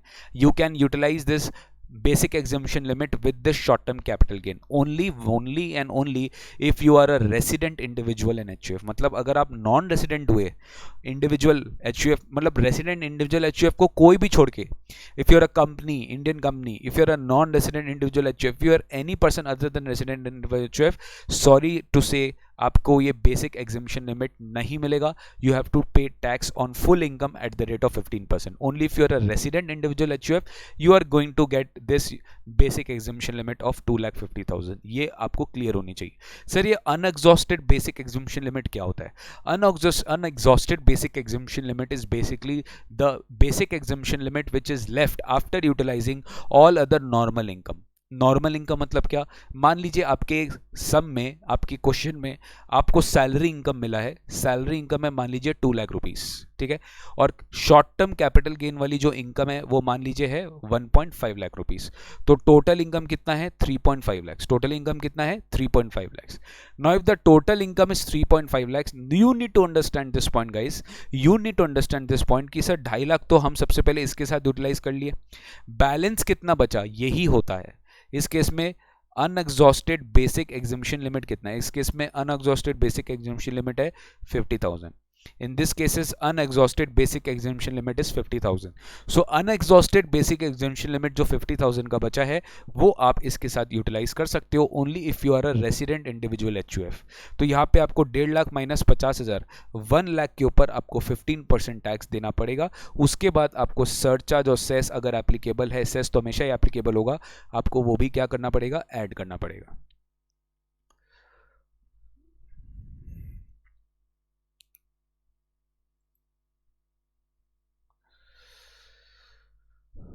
Just 1 minute guys, just 1 minute hold करिएगा।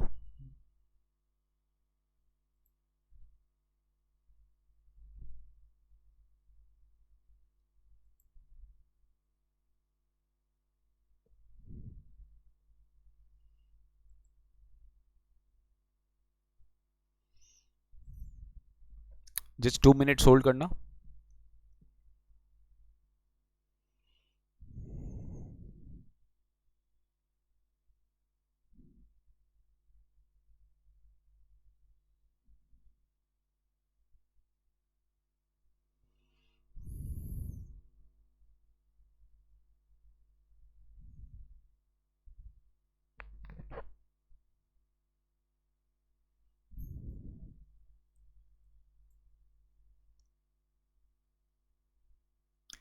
Sir right share and bonus share पर इलस्ट्रेशन कराइए। कराएंगे टूवर्ड्स द एंड, सब कुछ कराएंगे, just be normal. Next topic PGBP Mahak, I will tell you at the end of the class.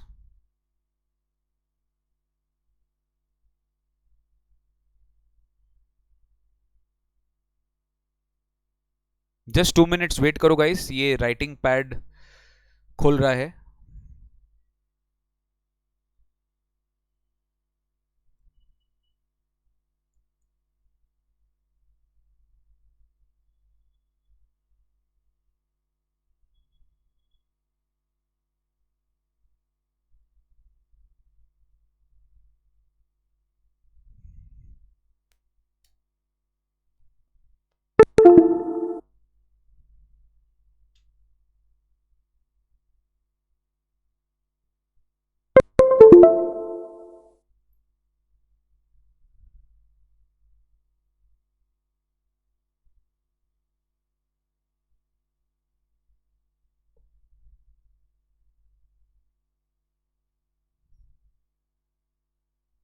Yes मैं भी यही सोच रहा हूँ, नेक्स्ट टॉपिक मैं अदर सोर्सेज ही कराऊंगा। अदर सोर्सेज सिंपल टॉपिक है, कैपिटल गेन्स एक ऑलरेडी बहुत बड़ा टॉपिक है, आप लोग के माइंड में थोड़ा सा प्रेशर बिल्डअप हो गया होगा, तो उसको रिलीज करने के लिए अदर सोर्सेज कराएंगे, पीजीबीपी उसके बाद करा देंगे। S T T not paid वाला एक्सप्लेन कर दीजिए। S T T not paid वाला मतलब जब एस टी टी पेड नहीं है तो उस केस में आपको बेसिकली ये पढ़ समझ में आना चाहिए, एस टी टी पेड नहीं है तो 111A नहीं लगेगा, normal capital gain normal rate of tax पे लगेगा।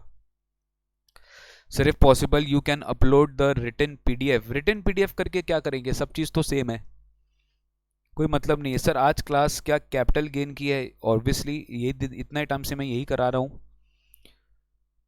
खुल जा सिम सिम, यस पवन खुल जाए सिम सिम। इसका ऑयलिंग कराना पड़ेगा, कभी कभार इसको भी रेस्ट की दरकार होती है, बेचारा बहुत थक गया है।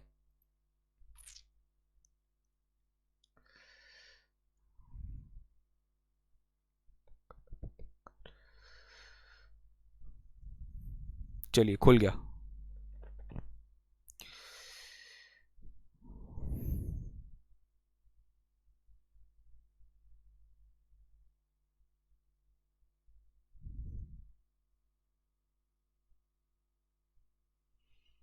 नेक्स्ट आते हैं guys,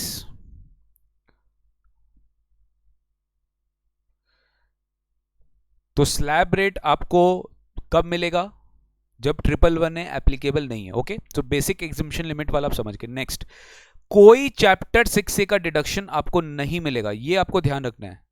You will not be getting any chapter 6A deduction. You will not be getting any chapter 6A deduction. आपको कोई भी chapter 6A का डिडक्शन नहीं मिलेगा फ्रॉम 111A का इनकम का सेक्शन। मतलब मान लो अगर ये इसी सम में जहां पे आपका टोटल इनकम 3.5 लाख था, अगर आपका चैप्टर 6A का डिडक्शन एलिजिबिलिटी आती 2 लाख रुपीस क्या, repeat, if you are eligible for chapter 6A deduction, वो 80C वाला 80D 80DD ये सब जो भी अपने बड़े थे, वो 2 लाख रुपीस की आती, तो क्या आपको चैप्टर 6A का फुल 2 लाख का डिडक्शन मिलता है? The answer is a clear no. You will never be getting this deduction. आपको ये 2 लाख का कभी भी बेनिफिट नहीं मिलता। आपको खाली sorry, I change my example. यहाँ पे मैं कर रहा हूँ 3 लाख। अगर आपका चैप्टर 6A का डिडक्शन 3 लाख के लिए एलिजिबल होता तो क्या आपको पूरा 3 लाख मिलता? नहीं सर, क्योंकि आपका सैलरी इनकम 2 लाख है, but short term capital gain triple N वाला 1.5 लाख है। इसके अगेंस्ट में आपको कभी भी शॉर्ट टर्म कैपिटल गेन नहीं मिलता। So you will be getting maximum deduction of 2 lakh, you will not be getting deduction of 1 lakh rupees. तो यहाँ पे 3.5 में से आप माइनस कितना करते? खाली 2 लाख ही माइनस करते और आपका टोटल इनकम आ जाता 1.5 लाख। आपका टोटल इनकम आ जाता 1.5 lakh. This is something which you have to remember guys, ठीक है। नेक्स्ट बात बाकी अपने समझ गए, STCG other than 111A treated as normal income. Okay, so 111A finished. अब अपने आते 112 कैपिटल ए में। Mark this as very very important section, आपके एग्जाम में पक्का आएगा। Sir, please upload the lecture only for this month. It would be of great help. No comments. Long-term capital gains under section 112 capital A important है, very very important है, ये आपको ध्यान रखना है। और अगर आप इसे नहीं पढ़ेंगे तो ट्रस्ट मी आपको बाद में बहुत इश्यूज आएगा। ये डेफिनेटली एग्जाम्स में आता है, न्यू सेक्शन है। When will this section be applicable? Long term capital gain 1212A में कब आएगा? Applicable होगा taxable at the rate of 10% on LTCG exceeding rupees 1 lakh. On LTCG exceeding rupees 1 lakh. ध्यान से सुनिएगा मेरा बात सर।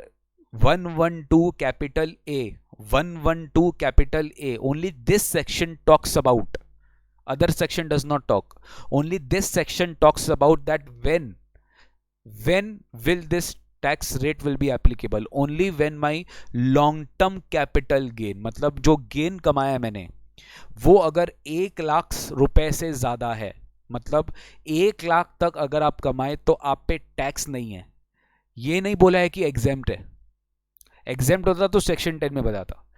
आपने 50,000 का मान लो लॉन्ग टर्म कैपिटल गेन कमाया 112A में, so this will not be taxable, but this is your income. ये आपका इनकम जरूर है, GTI में ऐड होगा, GTI में ऐड होगा, चैप्टर 6 से नहीं मिलेगा बट GTI में ऐड होगा, टोटल इनकम में भी ऐड होगा।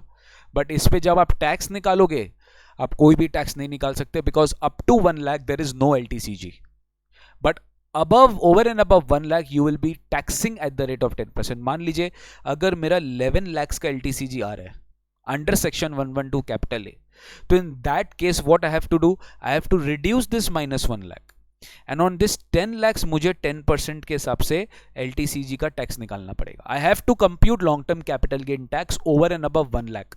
1 लाख तक टैक्स नहीं, उसके ऊपर टैक्स लगेगा, 1 लाख के ऊपर ही टैक्स लगेगा। तो 1 लाख का तो माइनस आपको एनीवेज क्या करना होगा, देना पड़ेगा। तो applicability is taxable at the rate of 10% on LTCG exceeding 1 lakh on transfer of equity shares, equity oriented units और यूनिट्स ऑफ बिजनेस ट्रस्ट। ये ध्यान रखना है आपको, शेयर्स या अगेन इक्विटी शेयर्स ही, और ये लॉन्ग टर्म है। क्या है लॉन्ग टर्म? मतलब अगर कोई शॉर्ट टर्म कैपिटल गेन है तो क्या 112A में लगेगा? The answer is no.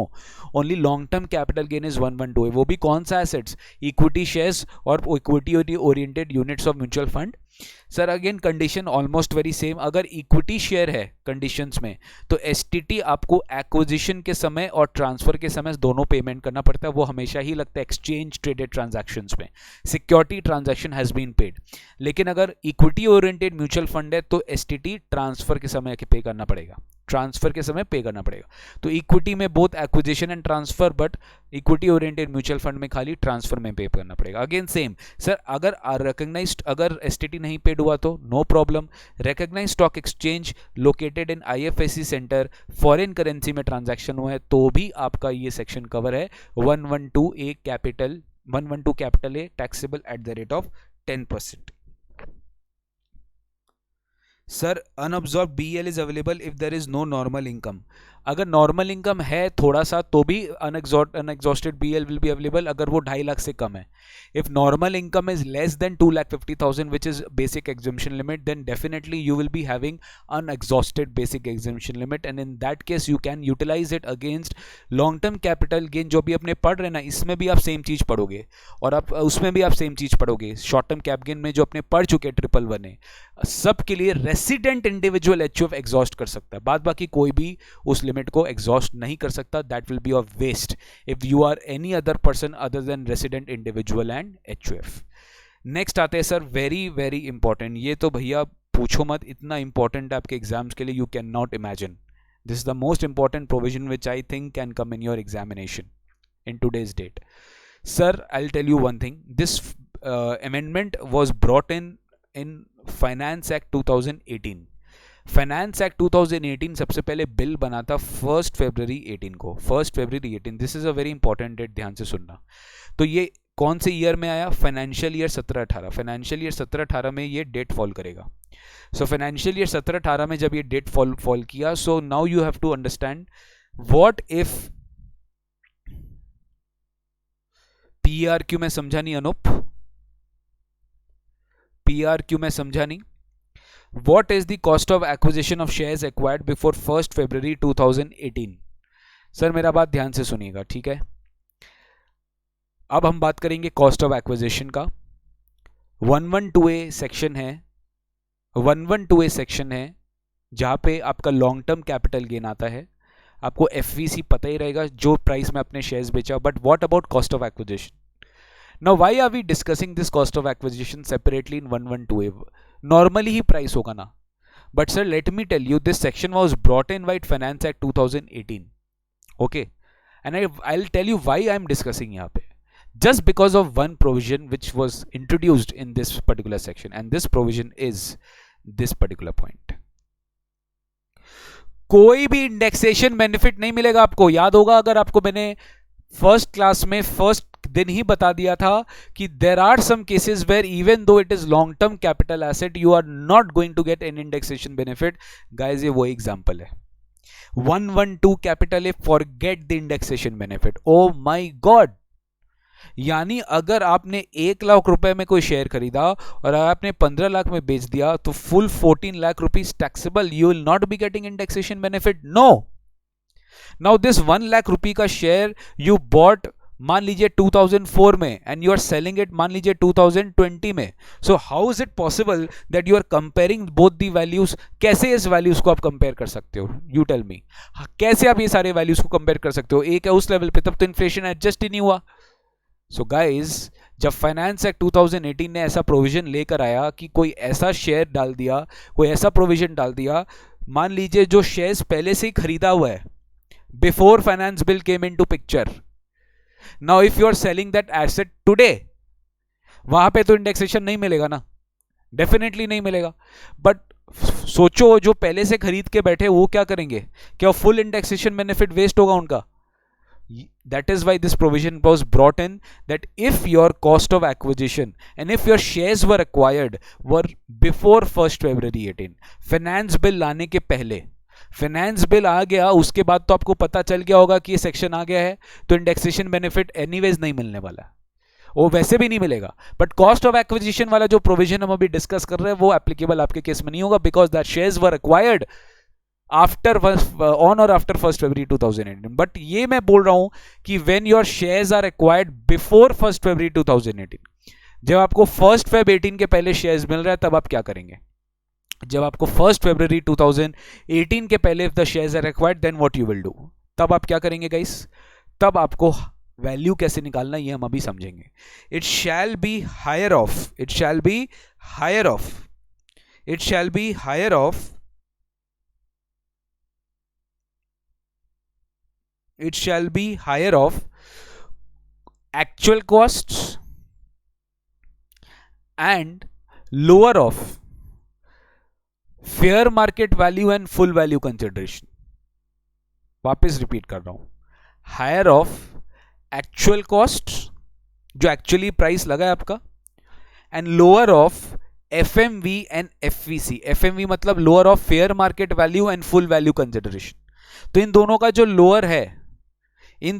Lower है, आपको एक्चुअल कॉस्ट से कंपेयर करना है. जो भी ज्यादा है वो आपका कॉस्ट मान लिया जाएगा अगर शेयर फर्स्ट वेब 18 से एक्वायर हुआ है, पहले एक्वायर हुआ है. सर इसका एक एग्जांपल दीजिए, बस इसी का वेट कर रहे थे हम. See this example.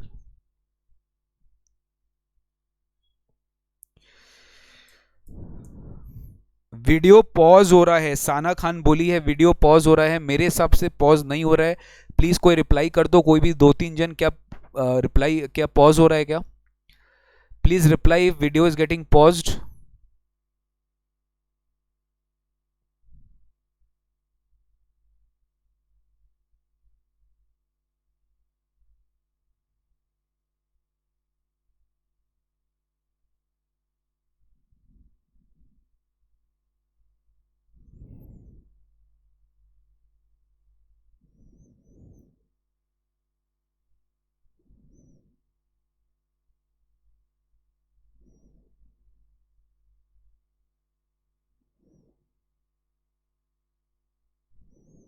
नो, सब ठीक है. FMV fair market value and FVC is full value consideration, sale price. FMV is fair market value and FVC is full value consideration. ठीक है ना? ओके. नेक्स्ट अपन आते हैं.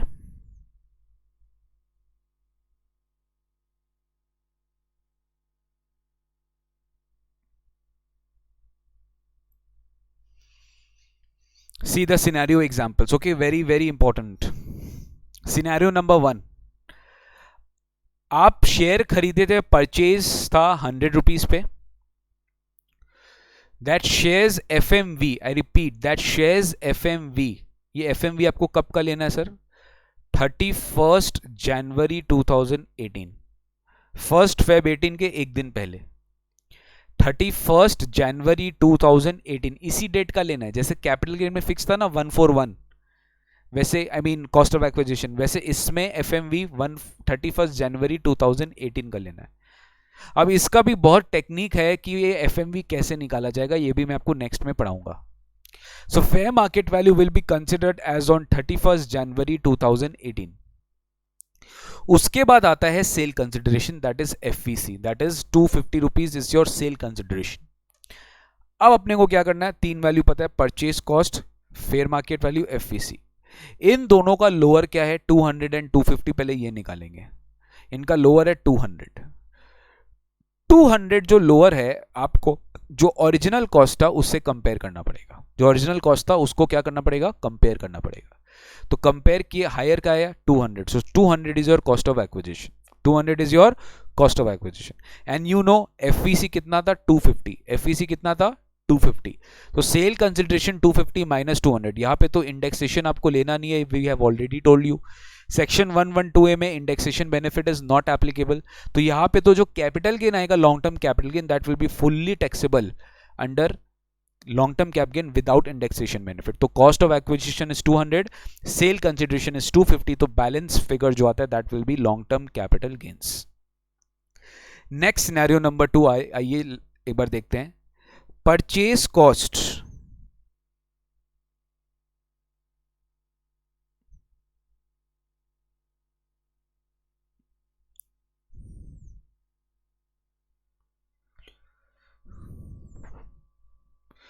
purchase cost is 100 rupees, FMV is 200 rupees, FVC is 150. whichever is lower 150, 150 और 100 whichever is higher 150.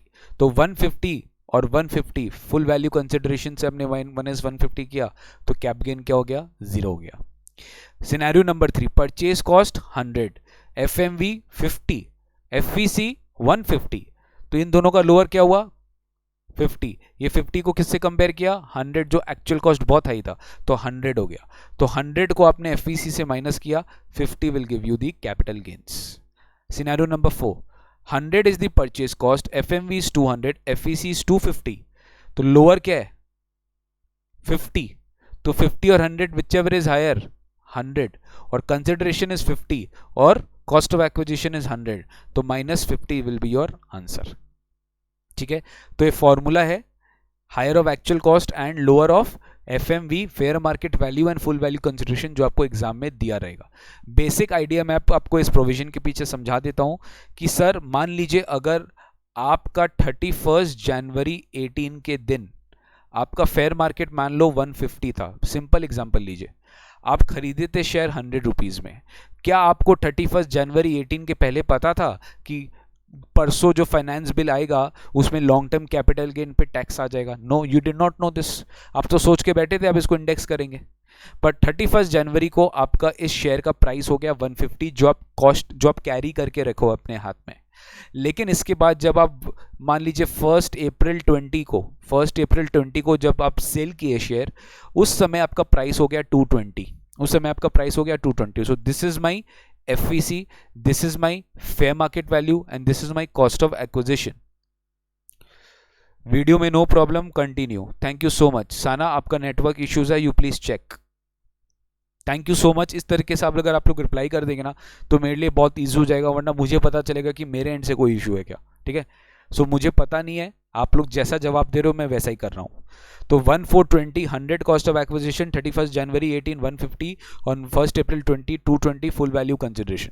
तो guys इस case में हमें क्या समझना है, इस केस में कॉस्ट ऑफ एक्विजिशन 100 है, तो फॉर्मूला को एक बार याद करो, हायर ऑफ एक्चुअल कॉस्ट और लोअर ऑफ 150 एंड 220, तो लोअर क्या है 150, अब इन दोनों का हायर क्या है 150, तो 150 आपका क्या मान लिया कॉस्ट, सेल प्राइस क्या है 220, तो 70 क्या हो गया कैप गेन। ये तो फॉर्मूला है, अब इसको आप अंडरस्टैंड करिए with concepts. 100 is your cost, but क्यों आपका कॉस्ट क्यों आया 150? Why your cost is 150? Sir because if my cost is not 150, if my cost is not 150, अगर मेरा कॉस्ट 150 नहीं है तो क्या प्रॉब्लम हो जाएगा? अगर मेरा कॉस्ट 150 नहीं है तो क्या प्रॉब्लम हो जाएगा? तो सर अगर आप 100 कॉस्ट मान लिए तो आप बेसिकली पूरा 120 टैक्स करो, which is very very bad. How can government do this? मेरा share price fair market value बढ़ गया है, तो government can not tax any gains which is accruing to me up to ₹31 January 18। I told you everything, government can not tax that gains which is accruing to me up to 31 जनवरी 18।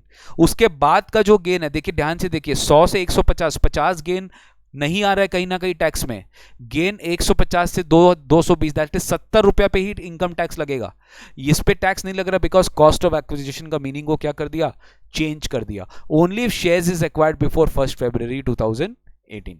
तो in a way you can say the provisions were grandfathered, इसको बोलते अपने the provisions were grandfathered up to 31 जनवरी 18। अब sir एक बार फटाफट देख लेते हैं कि फेयर मार्केट वैल्यू इंडेक्स नहीं मिलेगा, 112A में इंडेक्स नहीं मिलेगा, ध्यान रखना है।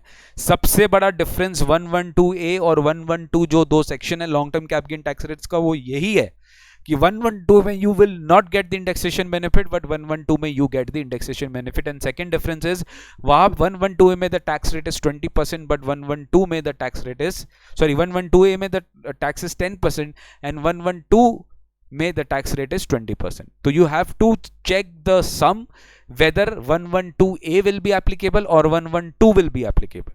तो अगर 112A specifically applicable हो रहा है तो 112 आपके ऊपर applicable नहीं होगा because वो others long term cap gain के लिए applicable होता है। फटाफट आते हैं fair market value. Fair market value के केस में हमें क्या चेक करना है? फेयर मार्केट वैल्यू अगर shares are listed as on 31 January 2018, अगर लिस्टेड है उस दिन शेयर, तो फेयर मार्केट वैल्यू कैसे पता करेंगे? अगर उस दिन ट्रेडिंग हुआ है तो हाईएस्ट प्राइस जो एक्सचेंज में, स्टॉक एक्सचेंज में कोट हुआ है, that will be taken as the FMV. अगर नहीं दिया ना एग्जाम में तो आपको पता होना चाहिए कि एफएमवी कैसे निकालेंगे। तो कोई इंफॉर्मेशन दे दिया है तो you have to take out the FMV, इसलिए मैं आपको एक बार समझा रहा हूं। और अगर उस दिन कोई ट्रेडिंग नहीं हो, बिकॉज उस डेट का एफएमवी चाहिए 31 जनवरी 18, then you what you will do similarly immediately preceding 31 January अगर कोई शेयर ट्रेड हुआ है उसका कंपनी का, तो हाईएस्ट प्राइस क्या कोट हुआ था इमीडिएटली प्रीसीडिंग 31 जनवरी 18, अगर लिस्टेड है। सर अगर अनलिस्टेड यूनिट्स है, आई रिपीट, अगर अनलिस्टेड यूनिट्स है तो इन दिस केस आपको उनका बुक वैल्यू के हिसाब से चलना पड़ेगा। नेट एसेट वैल्यू जो एनएवी आता है म्यूचुअल फंड का, आपको उसी का यूनिट को क्या मानना पड़ेगा, 31 जनवरी 18 को आपको निकालना पड़ेगा बैलेंस शीट के हिसाब से, and you have to find NAV, and that NAV will be the cost of fair market value. Unlisted as on 31 January 18, but उसके बाद शेयर्स लिस्ट हो गया जब ट्रांसफर हुआ। ध्यान से सुनिए, जब 31 जनवरी 18 को, मतलब अमेंडमेंट के पहले ये शेयर अनलिस्टेड था आपका, ठीक है, तो फेयर मार्केट वैल्यू तो नहीं निकल पाया, बट बाद में ये क्या हो गया, बाद में क्या हो गया, लिस्ट हो गया। बाद में क्या हो गया, लिस्ट। तो लिस्टेड शेयर्स बेचना पे तो 112A लग रहा है, क्योंकि बेचने के टाइम पे we have to check whether shares, whether 112A will be applicable or not. तो 112A जब लिस्टेड के समय हम देख रहे हैं, तो सर 112A पे तो टैक्स कब लगेगा, जब वो लिस्टेड है। तो जब लिस्टेड में वो अपने चेक कर ली, तो सर कॉस्ट तो अनलिस्टेड के समय था।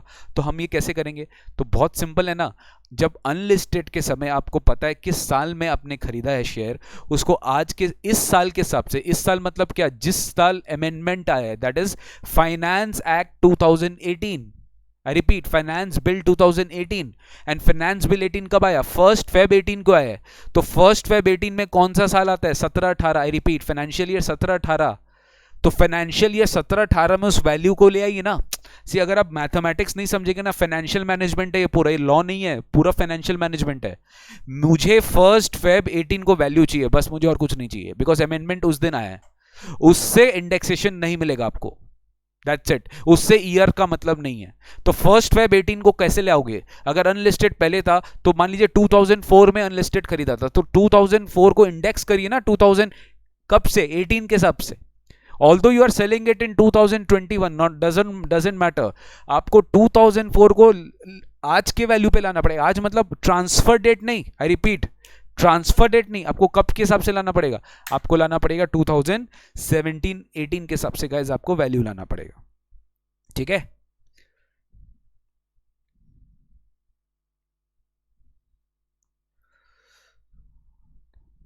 चलिए नेक्स्ट, सेम चीज, अगर लिस्ट था 31 जनवरी को which became the property of the SSC in consideration of share which is unlisted as on 31 January, मतलब वही, अगर आपको कोई एग्जाम ट्रांसफर में मिला, तो बाद उस समय अगर लिस्टेड नहीं था, बाद में लिस्टेड हुआ, तो भी ये सेम ही आपको फॉर्मूला जो अपने normal, this is normal formula, this is normal formula जो अपने को अप्लाई करना है, दिस इज नॉर्मल फॉर्मूला जो अपने को अप्लाई करना है। Cost of acquisition into CIA of financial year 17-18 divide by first year in which the asset was held by the SEC, और 141 whichever is later। अगर एसेट 141 के पहले है तो आपको ये वाला लेना पड़ेगा, सेम है।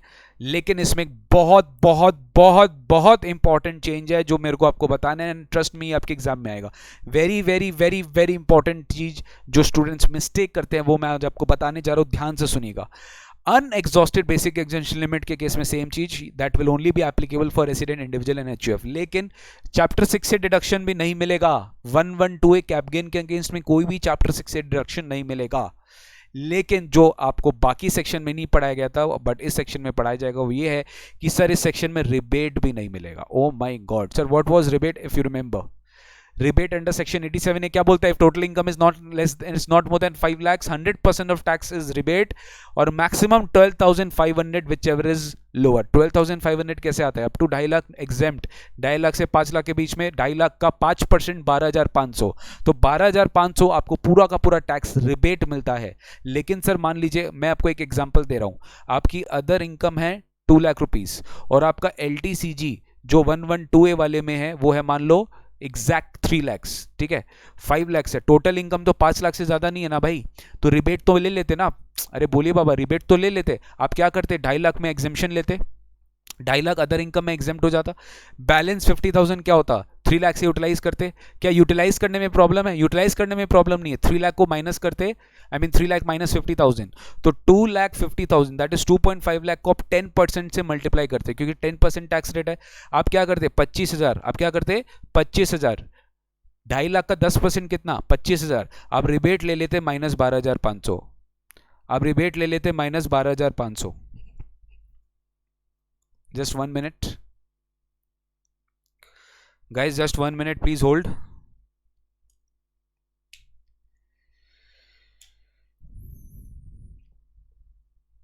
एक बार होल्ड करना।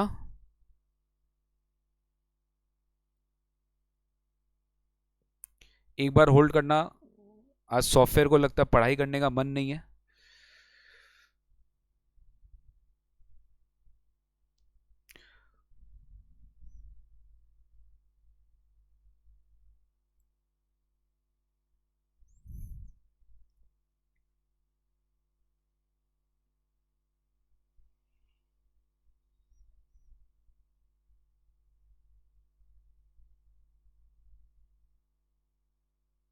Please hold.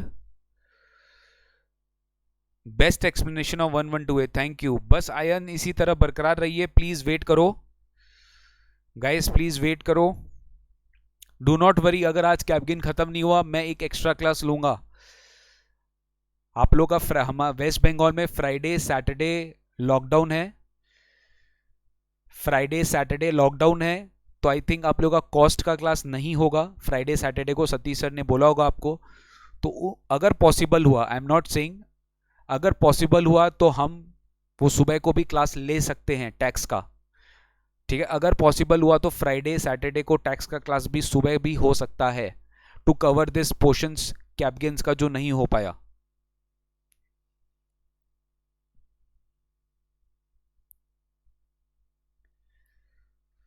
Just 1 minute guys.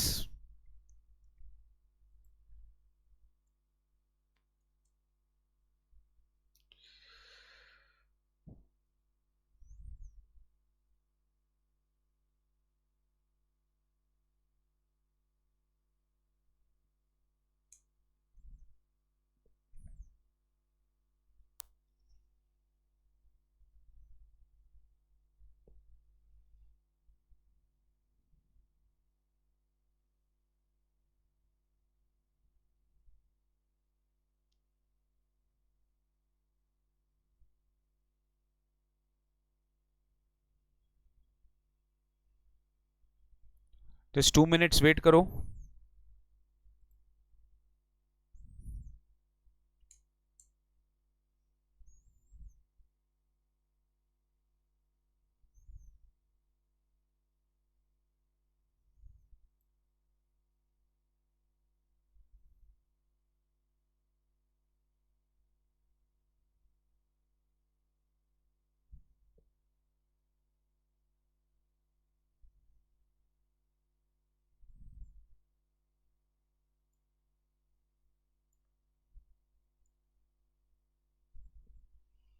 Screen अभी आपको नहीं देखेगा क्योंकि सॉफ्टवेयर बंद हो गया है, जस्ट वेट करो।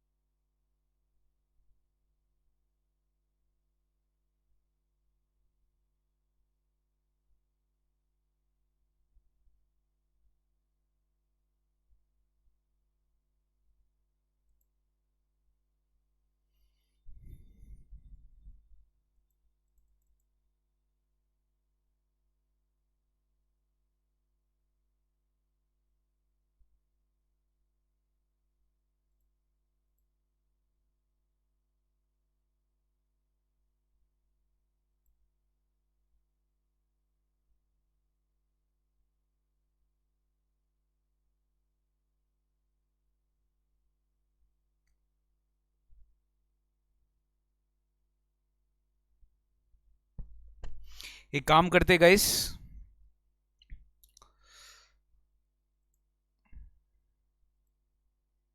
एक काम करते हैं, आज अपने डाउट सेशन थोड़ा अभी स्टार्ट कर लेते हैं, because there is some issue in the writing वाला पार्ट। तो राइटिंग वाला पार्ट इशू हो रहा है, तो अभी ये हमें दिख नहीं पा रहा है सॉफ्टवेयर, तो कोई दिक्कत नहीं है, कोई प्रॉब्लम नहीं है, आपको टेंशन लेने की दरकार नहीं है। हम एक एक्स्ट्रा क्लास लगाएंगे इसका, तो जो भी लॉस हो है वो एक्स्ट्रा क्लास में कवर हो जाएगा, ठीक है। तो एक्स्ट्रा क्लास कब कैसे होगा वो आपको हम मैसेज के थ्रू इन्फॉर्म कर देंगे। आपको बस इस डिस्क्रिप्शन बॉक्स में जो कोर्स है, जो लिंक मेंशन्ड है, उसमें रजिस्टर करना मत भूलना। हम आपको एक्स्ट्रा क्लास का जो इन्फॉर्मेशन है वो हम आपको मैसेज को थ्रू इन्फॉर्म कर देंगे। नॉर्मल जैसा आपका कल का क्लास है वैसे होगा। बस आप अभी इतना जो है, अभी अपने क्वेरी सेशन स्टार्ट करते हैं। 112A का मैंने बस आपको लास्ट पॉइंट बताना था। 112A का मेरे को खाली आपको लास्ट पॉइंट बताना था। वो लास्ट पॉइंट यही है कि रिबेट अंडर सेक्शन 87 ए आपको नहीं मिलता है। और रिबेट अंडर सेक्शन 87 ए आपको क्यों नहीं मिलता है 112A में? बिकॉज 112A का टैक्स में 1 लाख के ऊपर 10% टैक्स लगता है, and hence rebate under section 87 ए आपको उन इनकम टैक्स के साथ नहीं मिलता है जो आप 112A के लिए निकालते हैं अंडर सेक्शन। बाद बाकी 111A के साथ आपको 112A मिल जाता है, और कल अपने 112 पढ़ेंगे उसके साथ भी आपको इसका रिडक्शन मिल जाता है। अब अपने स्टार्ट करेंगे क्वेरी सेशन। सर फ्राइडे और सैटरडे को डबल लेक्चर रखो, देखते हैं कैसा होता है। मैं कॉस्टिंग सतीश सर से बात करके उनकी क्या क्लास की अवेलेबिलिटी है फिर मैं आपको बता दूंगा, ठीक है।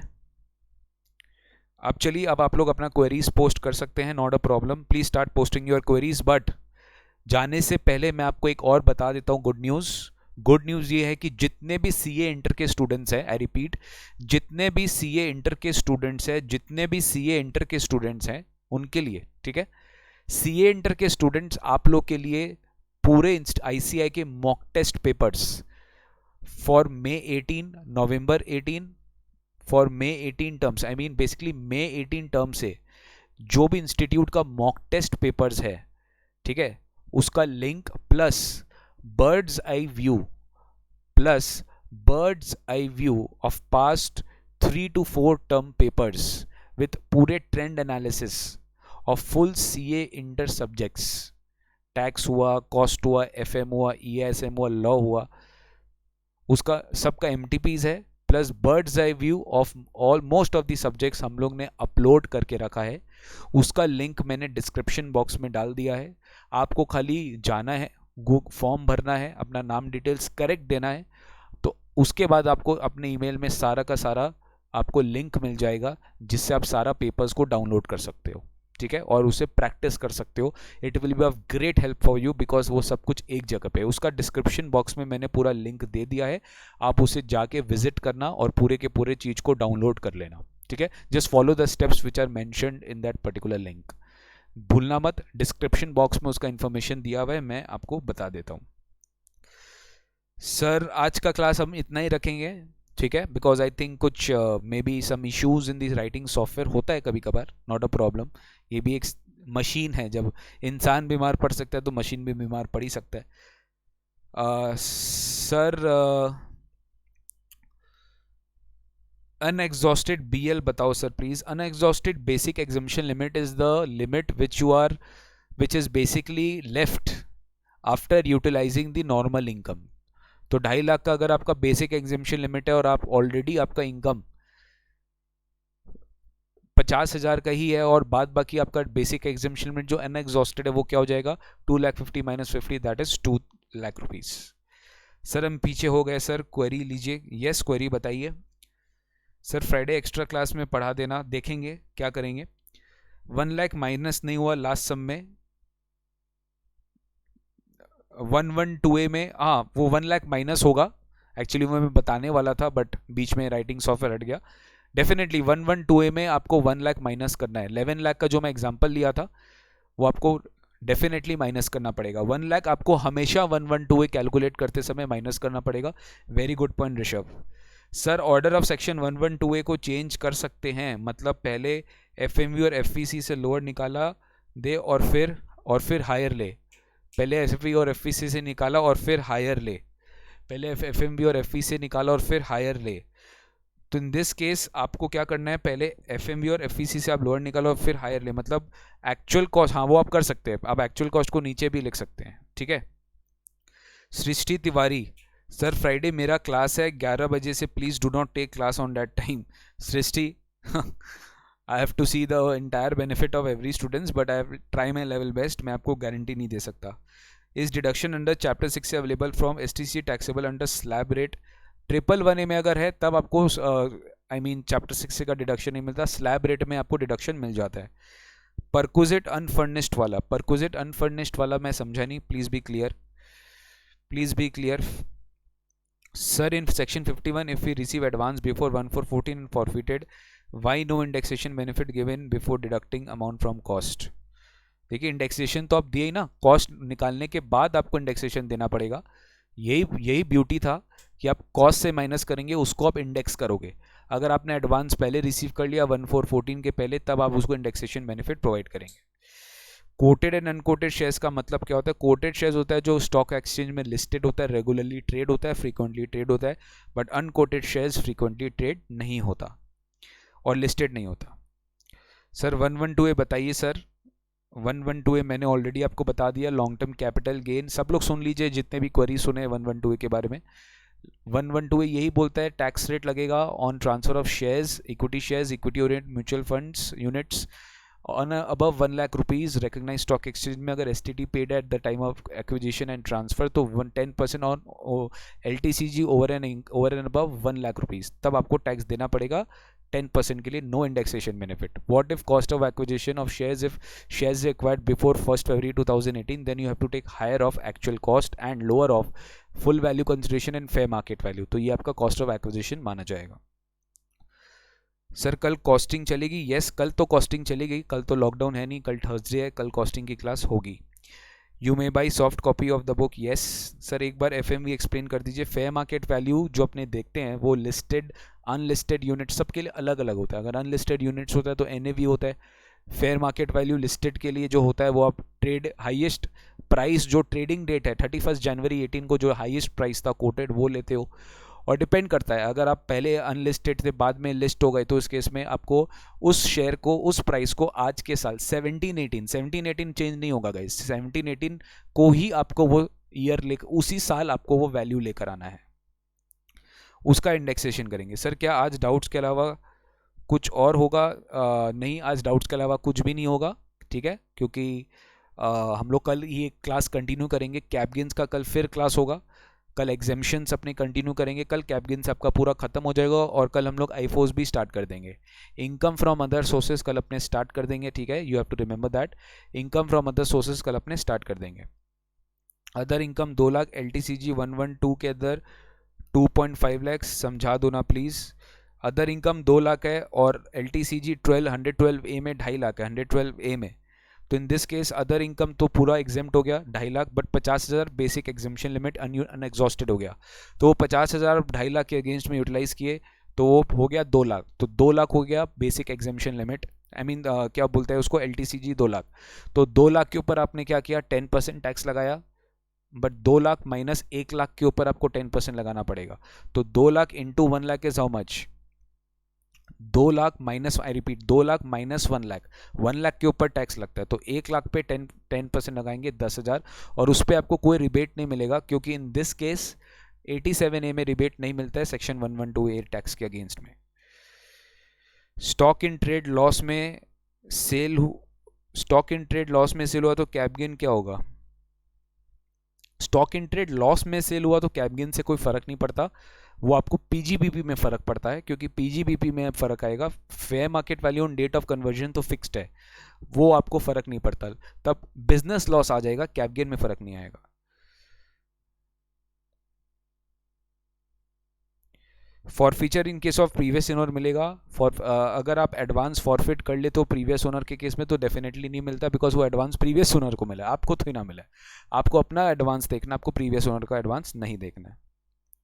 Sir please section 55 two repeat कर दीजिए। गुडविल वाला जो एसेट्स, गुडविल वाला मैं आपको दोनों बता देता हूँ, एक गुडविल था जहाँ पे गुडविल ऑफ प्रोफेशन टैक्सेबल नहीं होगा बिकॉज वो सुप्रीम कोर्ट बीसी श्रीनिवासा सेठी के जजमेंट में कवर होगा। बाद बाकी केसेस में बीसी श्रीनिवासा सेठी के जजमेंट में कवर नहीं होगा बिकॉज उसका कॉस्ट ऑफ एक्विजिशन जीरो है अगर वो परचेज नहीं है तो। अगर वो सेल्फ जनरेटेड है तो फुल्ली जीरो है, नहीं तो परचेज है तो आपको एक्चुअल कॉस्ट मिल जाएगा। फिर हम लोग राइट शेयर्स बोनस शेयर्स भी पढ़े। बोनस शेयर्स 1/4/2001 के पहले अलॉट हुआ है तो फेयर मार्केट वैल्यू कॉस्ट ले सकते हो। बोनस शेयर्स 1/4/1 के बाद मिला है तो आपको जीरो कॉस्ट होगा बोनस शेयर्स का। राइट्स इंटाइटलमेंट का कॉस्ट क्या होगा, जीरो होगा, इसलिए उसमें जो भी प्राइस आपने राइट्स इंटाइटलमेंट बेच के लिया तो उसको कैप गेन में मानेंगे, ठीक है, वो जनरली शॉर्ट टर्म ही रहता है। अगेन राइट शेयर्स बेच के क्या होगा, अगर original share holders right shares बेच रहा है तो उस केस में उसका परचेज कॉस्ट क्या होगा, original price that is issue price. But अगर रेनाउंसी जो रेनाउंस जिसको किया गया वो अगर राइट शेयर्स बेच रहा है तो उसके लिए कॉस्ट ऑफ एक्विजिशन क्या होगा, जितना उसने कंपनी को पे किया था प्लस जितना वो राइट्स इंटाइटलमेंट खरीदने के लिए परचेज किया था। Can I leave the class? Yes Shweta, see you tomorrow. कल आपको आना है। सी ए इंटर वाले स्टूडेंट्स नीचे वाले डाउनलोड लिंक को क्लिक करके आप प्लीज़ ओपन कर लेना और डाउनलोड कर लेना सारा क्लासेस, आई मीन डाउनलोड कर लेना सारा पीडीएफ्स। सर सीएमए के लिए भी कर दीजिए। यस सीएमए का तो देखिए सारा सम्स मैट में है, सब कुछ मैट में है, तो सीएमए अगर आप मैट के सारा सम्स कर लिए ना तो एनफ नहीं है। सीए इंस्टीट्यूट का मैट में ज़्यादा सम्स नहीं होता इसलिए उनके लिए कराया गया।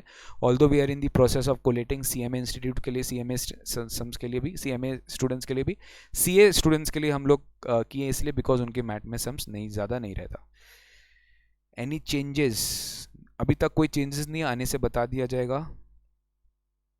सीएमए का बताएंगे हम लोग, please do not worry. Right share bonus share मैंने बता दिया। सर 112A 10% टैक्स लगता है। 111 जो है वो शॉर्ट टर्म कैपिटल गेन वाला जो सेक्शन है उस पर 15% टैक्स लगता है और 112 का टैक्स रेट इज बेसिकली 20%। 112 हम कल आपको पढ़ाएंगे, आज नहीं पढ़ाएंगे। एनरोल किया है वहाँ वेबसाइट में माई कोर्सेज में, it shows that no course available. नहीं ऐसा नहीं हो सकता, आपने प्रॉपरली एनरोल नहीं किया इसका मतलब। आप प्लीज़ एक बार फिर से एनरोल करके देखिए, उसी लॉगिन आईडी से आपको एनरोल करना पड़ेगा। Guys if you are writing doubts you have to be complete, else I will skip your doubt, क्योंकि मुझे समझ में नहीं आएगा तो मैं डाउट स्किप कर दूंगा। Sir it's a humble request to you not to make the video private till exam. No sorry Vijay, please do not repeat the same query again and again. अभी जो भी क्लासेस होगा लाइव ही चलेगा और उसका extra classes भी होगा तो लाइव ही चलेगा, कोई दिक्कत नहीं है, सब लाइव ही चलेगा। लाइव के हिसाब से अपने को क्लासेस लेनी है। सर मीनिंग ऑफ एफएमवी फिर से समझा दीजिए, मेरी नेट स्लो वजह से मैं पीछे हो गई। आई थिंक अभी मैं समझा के गया था, आप समझ गए होंगे। गाइज अगर आप अगर वो क्वेश्चन क्वेरी आप समझ गए तो प्लीज़ उसको डिलीट भी कर दीजिए।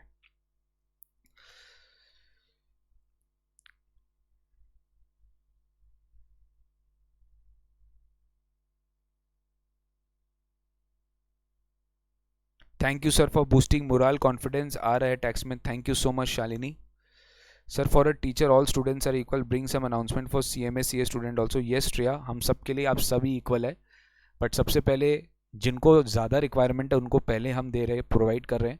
सीएमए आप लोग के लिए ऑलरेडी प्रोवाइडेड है, सब चीज़ आपके लिए ऑलरेडी मैट में प्रोवाइडेड है, तो उसके लिए आप टेंशन ना ले। और सीएमए इंटर के लिए भी मैं बोल रहा हूँ, बन तो रही है बट उसके लिए हमें थोड़ा समय दे। We are working on it and will shortly announce for CMA students also. Meaning of FMV explain करो सर। अनलिस्टेड फिर से एक्सप्लेन करो। सी अनलिस्टेड में क्या होता है, बात बड़ा ध्यान से समझिए। 31 जनवरी 18 के पहले अनलिस्ट था, बेचते समय लिस्ट था। तो मान लीजिए 2004 में आप खरीदे अनलिस्ट था, अभी आप बेच रहे हो तो लिस्ट हो गया, तो उसको उस वैल्यू का तो इंडेक्सेशन नहीं मिलेगा आपको क्योंकि अभी आप बेच रहे हो, बट मिलना चाहिए ना आपको क्योंकि 1 फेब के 18 के पहले एक्वायर हुआ है।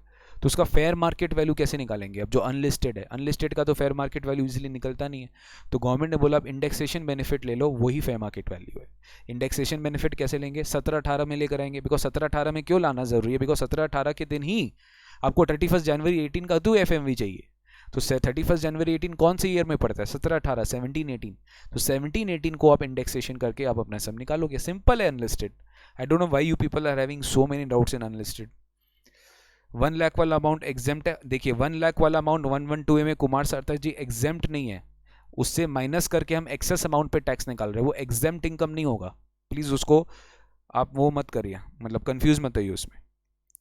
सर जी 112 एंड 112 कब एप्लीकेबल होता है? 112 जनरल रेट है, other rates long term cap gain पे एप्लीकेबल होता है, but 112 specific when it is transfer of equity shares, equity oriented mutual fund units on recognise stock exchange. बाद बाकी सारे केसेस में आपका 112 ही एप्लीकेबल होगा। तो एक स्पेसिफिक है, एक जनरल है। न्यूमेरिकल एग्जाम्पल हम कल के क्लास में करेंगे। मीनिंग ऑफ एफएफवी एक्सप्लेन हो गया है, रिकॉर्डेड क्लासेस कैसे मिलेगी, हाउ टू पे फॉर इट, सब आपको बाद में बता दिया जाएगा। सर अगर एसएससी का पास ओनली स्पेशल इनकम है फिर भी अनअब्जॉर्ब्ड बीएल 112 से ले सकता है? आई did not understand your question.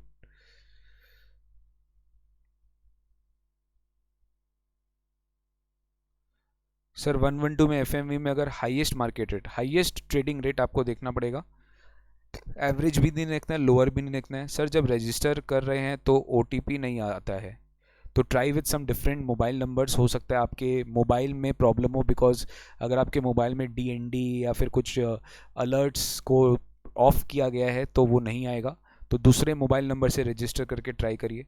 Sir आपका एक एचपी का एक रिक्वेस्ट है, कोओनर का मुझे ये पूछना है, 8 यूनिट हाउस में उसमें से 2 सेल्फ ऑक्यूपाइड, एक कोओनर पास है तो जीएवी क्या होगा? एक कोनर पास है तो जीवी क्या होगा? I did not understand शादब।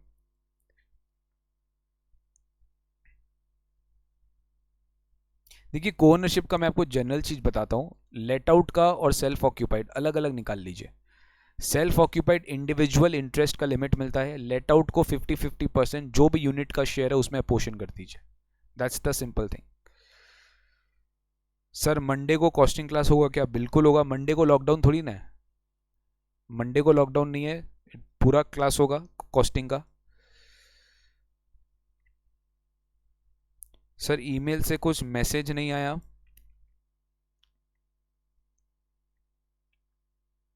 Email में कुछ मैसेज नहीं आया, क्या चीज़ का message? Treatment of bonus share if purchase before 2001, तो आपको फेयर मार्केट वैल्यू लेना पड़ेगा as your cost. Sir please show in your phone how we download. कैसे दिखाऊं भाई, कैसे दिखाऊं? आप देख सकते हो मेरा फोन।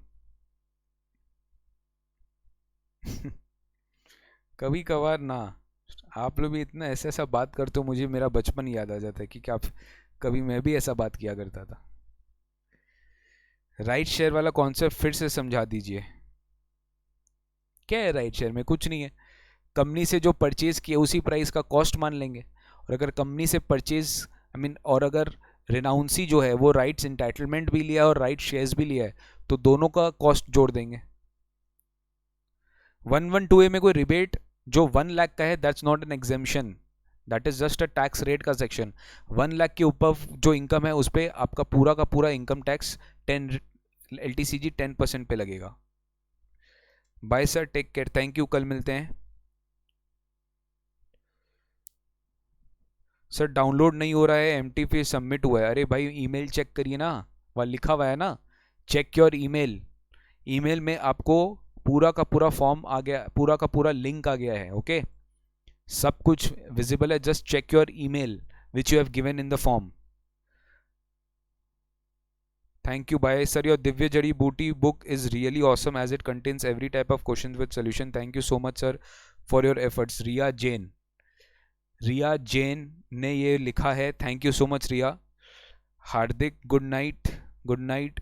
सर एलटीसीजी पर जो फर्स्ट 1 लाख है वो टोटल इनकम में तो इंक्लूड होगा ना? बिल्कुल सही, वो टोटल इनकम में इंक्लूड होगा प्रिंस। सर अगर मेरे पास सिर्फ स्पेशल इनकम है तो अनअब्जॉर्ब बीएल मिलेगा क्या? यस आपको अनअब्जॉर्ब, तब तो अनअब्जॉर्ब ही नहीं है, तब तो पूरा ही बीएल है, मिल जाएगा अगर आप रेसिडेंट इंडिविजुअल एचयूएफ है तो। डायरेक्ट टैक्स दिव्य जड़ी बूटी,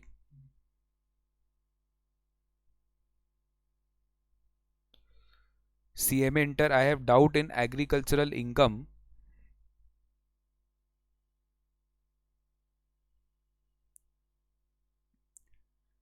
एक मिनट रुकिए प्लीज।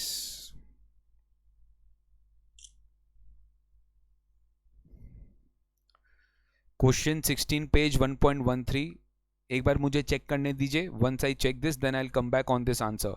साकेर, आप कल का क्लास अटेंड करना, मैं इसका आपको क्लैरिफिकेशन दे दूंगा.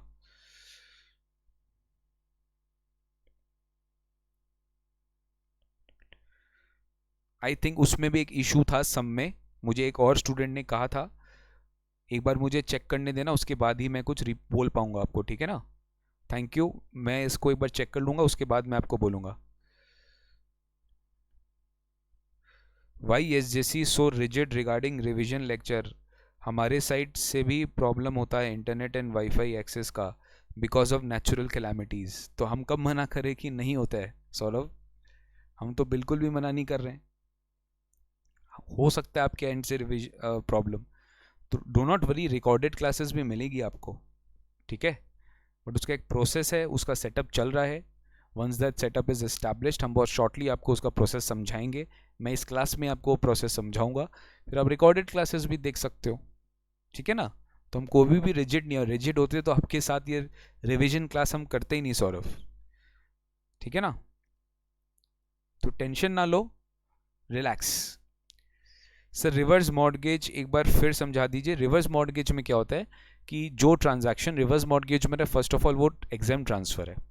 1043 बोलता है कि जो इनकम आपको, जो इनकम फ्रॉम बैंक मिल रहा है इन लमसम अमाउंट और instalment amount against reverse mortgage, that is also exempted. Only when the transfer is of the property is done by the bank at finally, then only senior citizen के हाथ में वो taxable होता है.